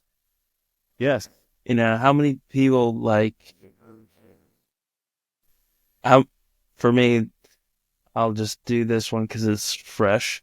How many people can be like, I had to talk Don Fletcher from Pennywise because he punched a hole in a door on a tour bus and his whole band was afraid of him. Yeah. That's incredible. I think, even doing it in any aspect of like, if you went on tour and you got to see all these places, no matter how much money you made or what you did, it's something most people never got to do. So it's a hell of an experience and something you'll always cherish no matter what. That's another thing too, with all the tours that I did and all the things that I did, I always thought that there were other bands that deserved a bigger chance than I got. And I thought there were other bands that had more potential and were more talented. And over the years, there were many bands that I said, I'm not going on tour unless this band is going on tour with us because they are amazing and they deserve the same chance that we are getting right now. And we are in the position to give them that chance. So there's a lot of bands that I It's like, nope, not doing it unless we can give them the same chance. I mean, That's awesome, man. we were afforded, uh, I guess, kind of a lottery win for us, over the years. But there was a lot of bands that were great that should have been bigger than us. Mm. It's weird how that happens, right? Some things, some like the stars just align in a certain way, and some bands take off. But Yeah. you guys, you've always been one of my favorites of that genre, and always like were an inspiration in those early days when I was like new to this scene and stuff. So like, I think you guys absolutely deserved everything you got. But I know what you're saying, though. Yeah. It's just, there's other bands out there that work just as hard that weren't in the position that we were in, Mm. which, Yeah, it's weird. Like which, sometimes you can do all the right things and you just can't break through that next level. yeah. And I don't know what it is either. Like sometimes Well, just I like, I don't don't know either. why that band's huge. Maybe this band probably shouldn't be and this one should. No, there's so many bands that I was like, why the hell is this band blowing up? Yeah. And it's like, this band is actually extremely terrible. And I could list 10 bands that are way better than this band that's blown up. And I never got it. So, I tried to help, and I don't want to make it singular. We tried to help, other bands over the years. Yeah. I think the thing, like, if they're a band that's like getting that like 15 minutes of fame, like the hype, like the MySpace days, some bands would just get so famous so fast, but then 5 years later, no one's talking about it. No one cares. Yeah. So I'd rather build a following bit by bit, tour by tour. Yeah. Putting in the work, because that's going to mean way more and have way more longevity. But again, things are like, there's been so much transition over the years where I don't feel like grassroots is a thing anymore. Yeah. Yeah, with social media and stuff, it's really different now. You used to have to bust your fucking ass to get anywhere. Well, I remember and like touring, we had to put all our equipment in a rider van, and that's what we toured in. Was all our shit was in a rider van, 2 guys up front, everybody else in the back of the box truck, touring for 3 weeks, 4 weeks. That's insane. Yeah. In the winter. In the winter too. Yeah. Fuck that. So, I mean, that's all like grassroots stuff. I mean, sometimes there's people that get it, and it's people from the era that we were at, that like you had to do what you had to do to tour. Mm-hmm. Your van broke down, can't leave town, you go and rent a rider truck, put all the gear in it, and then finish the tour in the rider truck. Yep. We were on tour, and someone, I can't remember, it's been so long, but there was this blog, and someone posted on it about us and Most Precious Blood. And they were like, Most Precious Blood excuse me, is in a box truck right now doing their tour. Do you think Norma Jean would ever fucking do that? And we played a show in Tennessee the night before Most Precious Blood showed up. And we were in a box truck loading our gear out while they were loading their gear in a box truck. That's amazing. Dude, I can't make that up. That was like... No. And we both kind of had to look as we walked past each other, like, oh shit.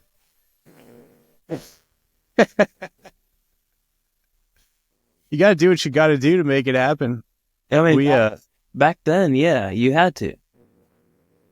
We recently, just last summer, we had 2 shows booked for just a weekend. It was Brooklyn and Boston. Mm-hmm. And on our way to, we got a hotel in New Jersey outside of the city, so we could be closed for the next morning. And halfway there, our van shits the bed. It was our bass player Joe's van for his business, but it's just from home to Jersey. We couldn't even we're like, just like back in the day, we're sitting on the side of the road. We're covered in ticks. Like we found out later, we brought ticks to our friend's house. Oh, nice. We had to leave the van and trailer with this towing company.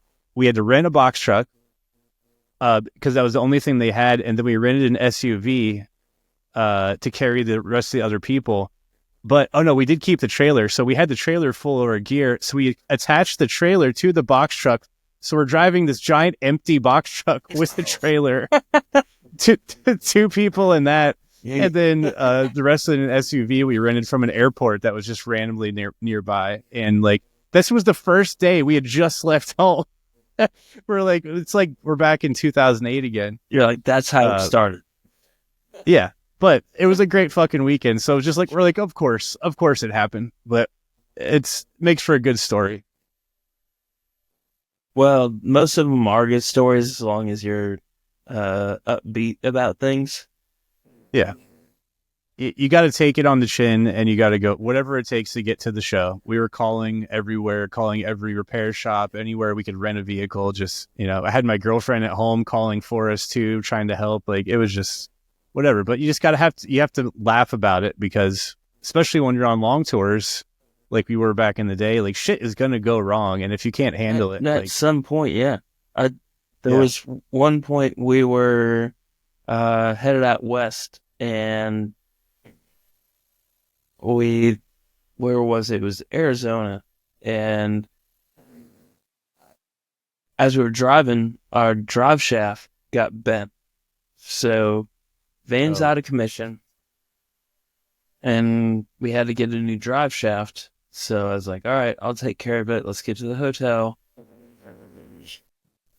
Get the van towed to the repair shop. I'll check up on it and make sure everything's going well. So wake up early in the morning and I go check on it and they're repairing the drive shaft. And I'm like, all right, well, how long is it going to be? They're like, maybe 2 hours. I was like, okay. I was like, well, I'm going to take a walk, go get a coffee and do a walkabout. So I start walking around and, eventually drive shaft is done, come back, we go to the hotel, wake everybody up, and I'm like, hey, we're good to go. Let's get to California. You just kind of deal with it. Yeah. As it comes. Yeah. I don't know how many times we broke down and, my other band, Robinson, our van caught on fire somewhere in, I think, Arizona in the desert. We had a shitty Dodge Ram van from the 90s. It was blue, spray paint all over the outside. And well, you had the conversion van. Yeah. And they had no seats in the back. So we had all our gear, no trailer. The gear was just up against the back wall with like straps, and then there was no seats. So there was 4 of us, 2 in the seats and then 2 just on the floor. And he had put the guy who, I think our singer who bought it, he put like carpet down and like screwed it in, and it was just all like mismatched, put together, whatever. And then we had this little hole in the floor. We would use as a cigarette like ashtray and just like put cigarettes out in it and throw them out the window after or whatever. And one day, it's hot as fuck. The screws in the carpet there where he had like screwed it in started getting very hot. They started coming loose? And that we started smoking while we're going down the highway at like 70 miles an hour. and there's smoke coming up from the floor. And I thought like someone had like put part of an ash of a cigarette and it was just like smoking, but the van was literally starting to catch fire where the carpet and the hot screws were. Oh. So we see flames come up, and then I'm in the back, and we like get up and we're like, oh shit, Rick, pull over. So he pulls over, and we all just book it into the desert thinking the van's going to explode. And it was just overreact, and we're like way out there, and we just wait, and nothing happens. So we go and dump some water on it, and we just had to like keep an eye on it the rest of the tour, make sure we didn't catch fire. You just waited for the van to explode, and then you're like, wait a second, maybe it's not going to happen. Yeah, nothing happened. But when you see flames in an old ass van like that, and it was old then, it felt like, but this I was running in your bare feet in the desert with like whatever you could grab, and just thinking the van's gonna explode any second, but it didn't, and we made it. This is what's happening now. And you just accept it. Something new is happening every day. Either the promoter fucked you and didn't show up, or something happened. Oh, I got a story about promoters. Yeah. I wouldn't say I screwed over promoters. I kept them from screwing me and the band over. Yeah. Because they would always try to take out taxes with our guarantees. And they'd be like, all right, we're going to take this money out from your guarantee. I said, okay, that's fine. If you're going to do that, we already had a contract. Obviously, this is when I'm tour managing. And I'm like, all right, we have a contract. This is what we were supposed to get paid tonight. And now you're taking money away from us. I said, that's fine. But what I'm going to need is, if you're taking this much money from us, I need your tax ID number, and I will make sure to report it to the state, and we'll pay the tax for you. Yeah. So if you want to do that, we can do that. But if you do that, that means you give us all of our money. They didn't want... Most promoters never wanted them to be reported, so we would get our full guarantee. Yeah. Yeah, fuck that. And I never reported anything because they don't check it. Yeah. They really don't. It was this weird kind of, I don't want to say loophole, but it was a tricky way to make sure that we got all of our money, so I could pay everybody. I could pay crew. I could pay the band, and I could pay per diems.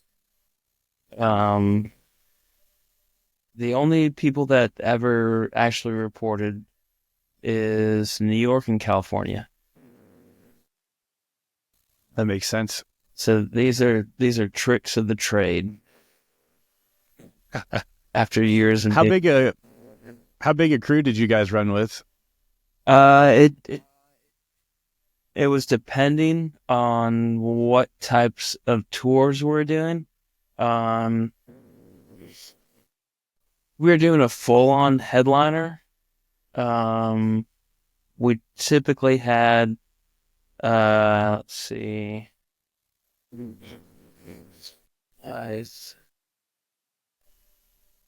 it was full on. It was probably about 5 to 6 crew members. And that would be, guitar techs, light tech, merch guys, visual guys. That would be the biggest, but typically just rolling around normal would probably be about 4 dudes outside of us. Yeah. Like, you always bring your own sound engineer, I take it? Mm-hmm. Yeah. We never had that. We had a tour manager who was also lights and merch and everything. Well, I used to when we had our lights, I was the one that would program all the lights. So I would program all the lights and help set up all the lights, and then our light guy would just have to hit buttons. And I gave him a certain sequence that would correlate with our visuals.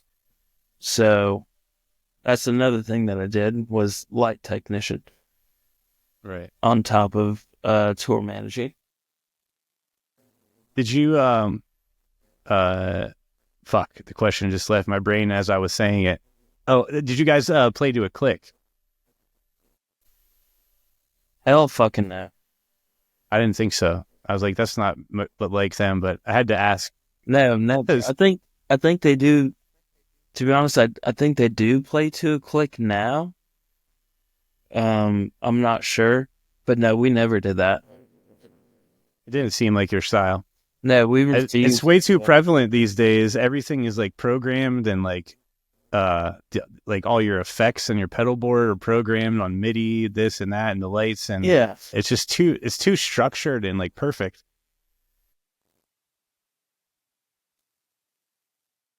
We had like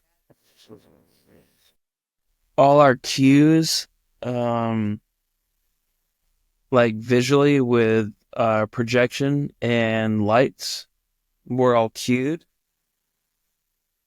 but it was always cued on the music. So our light guy, he would know when to hit the buttons that I had programmed the lights for when we hit a certain point in the song. Yeah, that's how we had it. It wasn't as intricate. We had like 2 light towers that we built, but he would learn the songs over time, and we just let him like do whatever he wanted because he got good at it.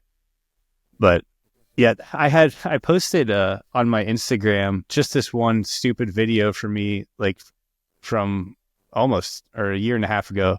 I'm testing out. We built these light boxes that have strobes and like floods in them that point up at you, and you can hit with your foot either one or the other or both to come on.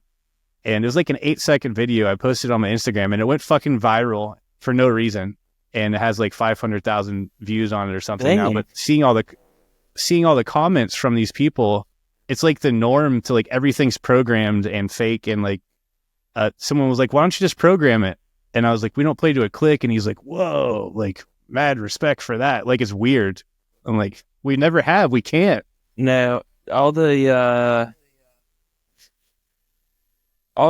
stuff that you see, and they still, Norma Jean still has the stuff, all the lights and everything was built by me and Jesse McBride, who was our tour manager for a while. Even like the tour we did with the giant cabin walls with all the lights in it, me and Jesse built all that stuff. Oh well, I don't know if I've seen that. That was on the Radio Rebellion tour. There were giant stacks, 4 stacks tall, filled with lights. We built all that. Our light towers, I built. They still have I'm pretty sure they still have them. I've seen pictures, but the light boxes that say Norma Jean on them that they put on top of the cabs, I built that stuff. Like, sick. All the like stage prop stuff, I built. Fuck yeah, dude. That's awesome. Did you guys have like a massive trailer to carry all this shit? It was probably, I used to drive a 30-foot RV with a 20-foot trailer on it. Okay. So that's pretty big. And I was like, hey, y'all, I'm really good at Tetris, so I got this. Tetris is the game on the road. Yeah. It's great once you're like dialed in too after like a week or two, and you just know where everything goes. Yeah. Yeah. And it's just, even in the dark at night when you're exhausted, you just know, like, boop, boop, boop. Yeah. But it was fun doing all that stuff and making all that stuff and learning how to program a light board, program the actual strobe lights that we had. It was a lot of work doing. I think it's different now, but back then it was XLR cables that we had to do. And then also a lot of extension cords as well. But programming all the lights, and so we could have a show. Because in my mind, hey, if you're paying $18.50 to come see us play, you're not just gonna see a band on stage play some songs. Like, you're gonna see a show. Especially if you're headlining, you kind of feel that responsibility to, like, let's put on a fucking show. When we used to do tours with Darkest Hour, they were like, okay, you guys aren't putting on a show. They're like, this is a concert. And I was like, what do you mean? It's like, they were like, no, this is a full-on concert. They're like, we put on a show, but we don't have all the lights and all the flashy stuff that you guys do. You guys put on a concert. That's worth it to these people. I was like, well, that's the whole point of it, dude. Yeah. No, that's sick. Just a little extra mile. Even, like, you know, when we added just 2 light towers to our show and, like, a fucking fog machine or something, it just, like, it set us apart from the other bands.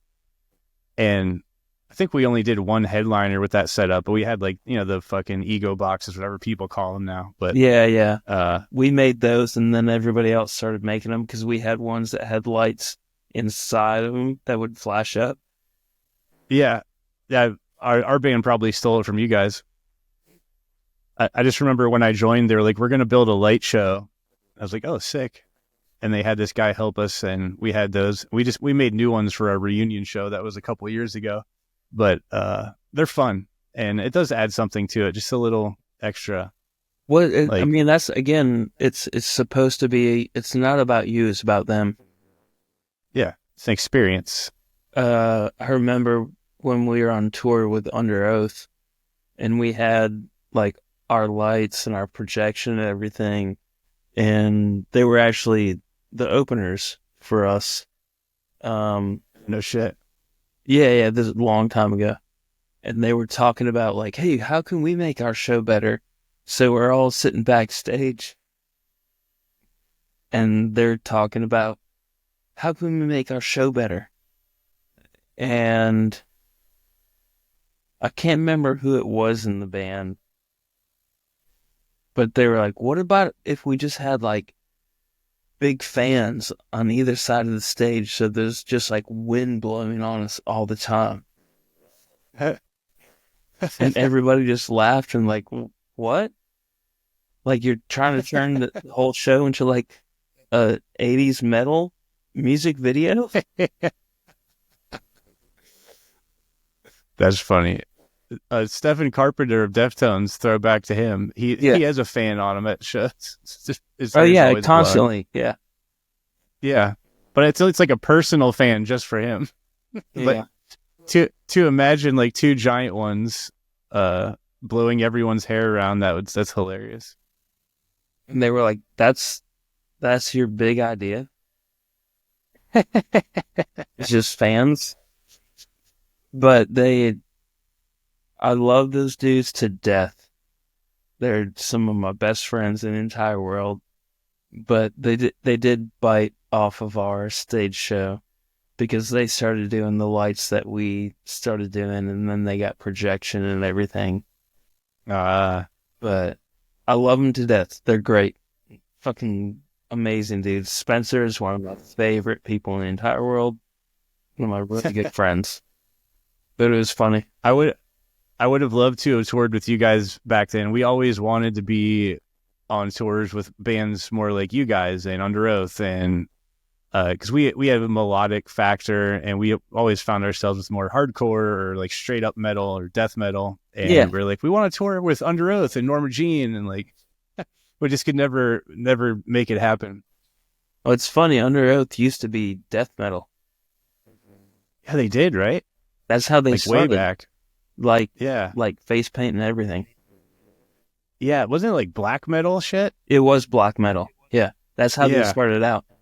I completely forgot about that. Fucking black metal Tampa. Yeah, it's like memory unlocks from college years. Holy shit. I haven't thought about that forever. When they came out with Only Chasing Safety, Yeah. we were the first people that they brought it to be like, what do you think about this record? And we're like, y'all are about to be big. Yeah, no shit. I was like, you remember your last record? And they're like, yeah. I was like, yeah, this is way, way different and way better. So y'all are going to be great. I actually saw Dallas a couple months ago with his other band. They played in Atlanta. Maylene? Dallas Taylor. Yeah, is that Maylene and the Sons of Disaster, right? Is that his other band? Yeah, yeah. Or does he have another new band? No, Okay. it was Maylene. I remembered seeing their first show in Douglasville. And he's like, I got a new band. I was like, what is it? We actually did tours with them a couple times too. Nice. But I went to see him because I hadn't seen him in forever. And then, especially after his accident and everything, and they played Masquerade here in Atlanta. And there was like a line of people wanting to talk to him. And I just stood back in the background. I was like, I don't want to bother him at all. Because me and him were friends. I mean, our friends. And I told him when Spencer joined the band, I told Dallas, I was like, hey, this new guy's in Underoath. I guarantee I'm not going to like him. And I won't be friends with him. But then we did a showcase in New York with multiple venues. Underoath played with Spencer. And unbeknownst to me, me and Spencer became friends the first night I met him. So I had to tell Dallas, hey, buddy, I'm sorry, but I really do like Spencer. He's a really fucking cool dude. Dallas was like, that's okay, buddy. But, yeah, last time they were in town, Maylene, there's this line, and I'm just hanging out. And Dallas stops the line. He's like, wait a second, guys. I need to do something real quick. And he looks at me, and he's like, I thought it was you. So he like runs up to me and gives me this big hug. We start talking, and I'm like, dude, I don't want to take you away from, there's all these people that want to talk to you. He's like, I know, but I want to talk to you real quick. I said, okay, just, these people want to talk to you. So me and him caught up real quick, and then he went back to his stuff. So it's kind of a weird exchange where it was like, told you I'd never be friends with the new singer of Underoath, and then I became best friends with him, and I'm still best friends with you. Why did he leave? Did he get kicked out, or why was there like drama? I don't think I should talk about that. Okay, no problem. But yeah, he left. They got a new singer. I think they're all good right now as far as I'm concerned. Yeah. And they're all doing their thing. Yeah.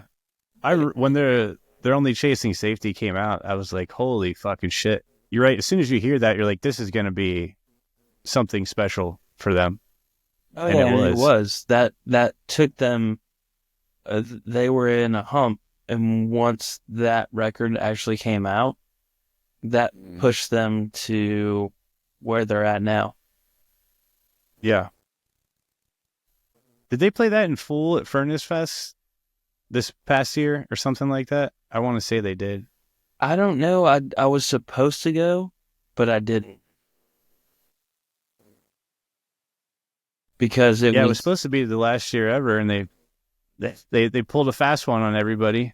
Now it's coming back this year. Is it? Yeah. I was mad because I was like, it was all emotional for so many people, and people flew in from all over the place. They're like, "This is the last year ever. You're standing in line, paying hundreds of dollars for merch," and like Well, the next month after, they're like, "Oh, we're coming back." okay, I didn't know about that because I was supposed to go and I got sick, but it was literally like a giant reunion from like all the people back in the day. And I was like, I can't make it, y'all. I'm sick. Yeah, And I got so many texts being like, where's Jake at? Like, why is he yeah. not here? I'm like, well, I was sick. So I couldn't go anywhere but bed. I was bummed because Norma Jean played Saturday night this year or last year, but we played Friday, and I wanted to see the band, and so I missed it. And I saw the videos though after. It's fucking insane. So I can imagine for you that was a bummer to not be able to be there for that. Not to like be on stage with all those people. Yeah. Yeah, And that's why everybody kept asking, where's Jake? The whole weekend. yeah. I was like, I'm sick. And I don't know why my name or my mind is blanking right now. The first singer before Corey, what's his name? I know his Josh. name. Josh, yeah. So he came out. That was like a surprise, right? Well, it was okay. Josh came out, Scotty came out, and Chris came out when they did Memphis Will Be Laid to Waste. Okay. Like at the end of the set. Yeah. And that was on main stage, and just the pile-on looked absolutely insane. Yeah. Yeah, there were Old school vibes. so many people. I mean, that's where Every Time I Die said you're our favorite Norma Jeaner. Yeah. Was at Furnace Fest years ago. But yeah, I was bummed that I couldn't make it Yeah, I bet. Yeah. because that would be And a most of the, huge reunion. I'm sure, most of the bands I wanted to see were on Saturday and Sunday, but we had to leave. We opened main stage on Friday, which we were surprised they put us in that slot. We're like, okay, we'll do it. Uh, but yeah, most of the bands I were excited for were Saturday and Sunday, and we had to head back home. So I was bummed. So I Yeah, missed that. there was a lot of like reunion bands. Yeah. So Bane came back again yeah, for the I 10th mean, time. there was a shit ton that came back. They're like, wait a second, you guys haven't played in over a decade. Like, didn't Poison the Well play? Mm-hmm. Yeah. They've been doing a little bit here and there, though. They just dropped a new song, too. Those guys are once again great old friends because we all grew up in the same circuit at the same time. Yeah. So, well, if they're doing another one, I guess I won't be sick for that. Yeah. I hope Poison the Well drops a whole new record. That would be sick. It's been a long time for them, too, I think. Very long time. What was the other band? The guitar player and his wife did. It's really good. Mm. It was this 2-piece band. I'm not gonna be able to think of it right now though. Yeah, it's not ringing a bell. From back in the day? Wait a second. Not ringing a bell? You all right, you just killed me. It was Sleigh Bells. Ah, yeah, the guitar player from Poison the Well, right? Yeah. And his wife. Yeah. They did Sleigh Bells. Holy shit. Yeah, I remember they dropped that music video and it was sick as fuck. And I was like, they came out of nowhere. I hadn't heard anything about it. I just thought about them, like, I want to say last year. And I told my girlfriend, I was like, do you remember this? I think you liked it. I went and found that video and it has like millions of views now. No, yeah, they're tip top. Yeah. I wonder, are they still doing anything? I'm not sure, actually. I mean, I haven't talked to him in 15 years, so. Yeah. It's hard to keep track when I'm old and I don't pay attention to anything anymore. So,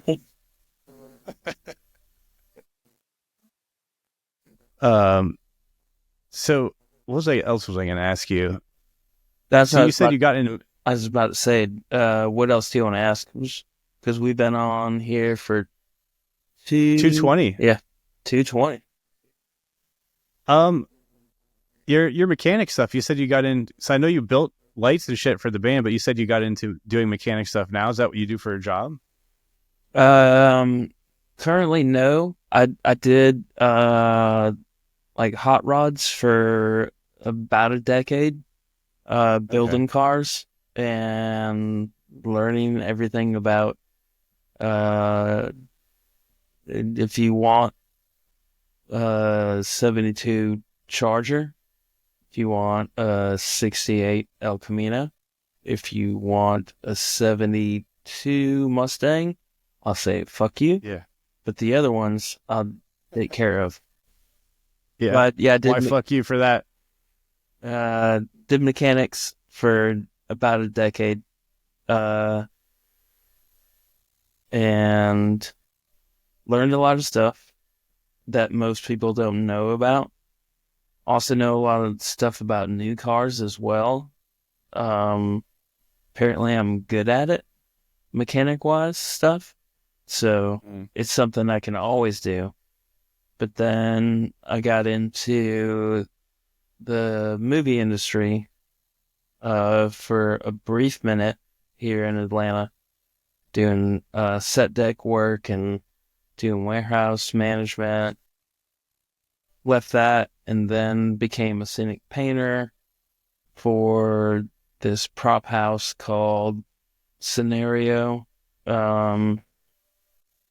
Was the lead painter for that and doing jobs for Home Depot, Google, CHOA, which is Children's Hospital of Atlanta. So I've done a bunch of shit, I guess. Oh yeah, dude, it sounds like it. That's a lot of different things, and over the years, I think after I stopped touring too, like I just got into a bunch of random shit because I had no backup plan. Like, did you have a backup plan after the band, like what you wanted to do, or like did you have a degree? No, not really. I just whatever I could do with these, I did. Yeah. Yeah. And whatever I could do with these and this, I did. Yeah. That's basically it. You pick up a lot of life skills on tour that most people don't get. And like that, we at least did have that. Like when our band broke up, I was like, well, I can design merchandise. I can build a website. I can do this. I was like, okay, like I can figure out something. So I just started freelancing and that like saved my ass. But yeah, you're like learning all the shit. You don't realize that you're accumulating all these skills over the years.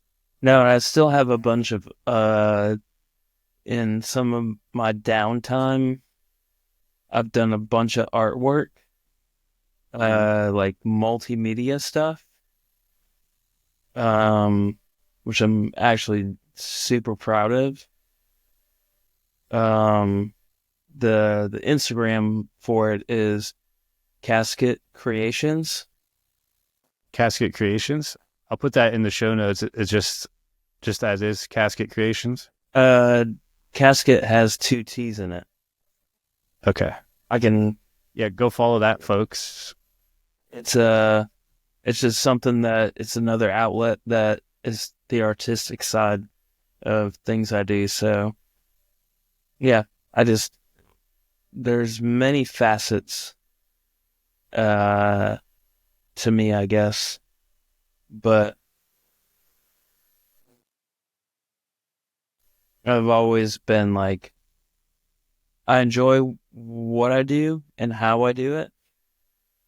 And I never think that I'm anything special, but I think what I do is special. Yeah. That's the perfect way to look at it. Anything musically that we could expect coming from you? At this point, no. I mean, the only thing that I've done musically that you could see would be on my Instagram, but there's nothing that's like I'm planning to release or anything like that. At this point, Gotcha. I don't know what's gonna happen. Yeah, you never know. It always pulls you back in eventually. Wow, it'll never leave me ever. Yeah, it's part of you forever. I took a long ass break and I got sucked back in. And here I am and fucking surrounded by guitars and shit, doing this again too, or not again, but if the band didn't get back together, I wouldn't be doing this and get me started up with my YouTube channel and all this shit. So it's great, but I can let you get going here, man. I really appreciate you taking the time to do this. I appreciate this time. I appreciate the conversations. You know? Yeah, man. I wasn't sure at first. I was like, maybe we did meet way back in the day, because I know we played at least a fest or something with Norma Jean, but I was like, it's been so long that neither of us would probably even remember. So. It's been years. And that's the thing. Yeah. It's like, wait, how many memories can I keep here? And how many... Yeah, how many can I shuffle out? There's only so much room in the hard drive up there. Especially all right, this brother. one. Dude, I really appreciate this opportunity, and thank you. Yeah, thank you very much, dude. I really appreciate it, and I enjoyed the shit out of it. Me too. All right, brother. Well, you have a good evening, and I'll talk to you later. All right, bud. Everybody, thank you for listening. Remember to follow, like, subscribe, all that good stuff, and share the episode with a friend you think would enjoy it. Appreciate it, and take it easy. See you on the next one.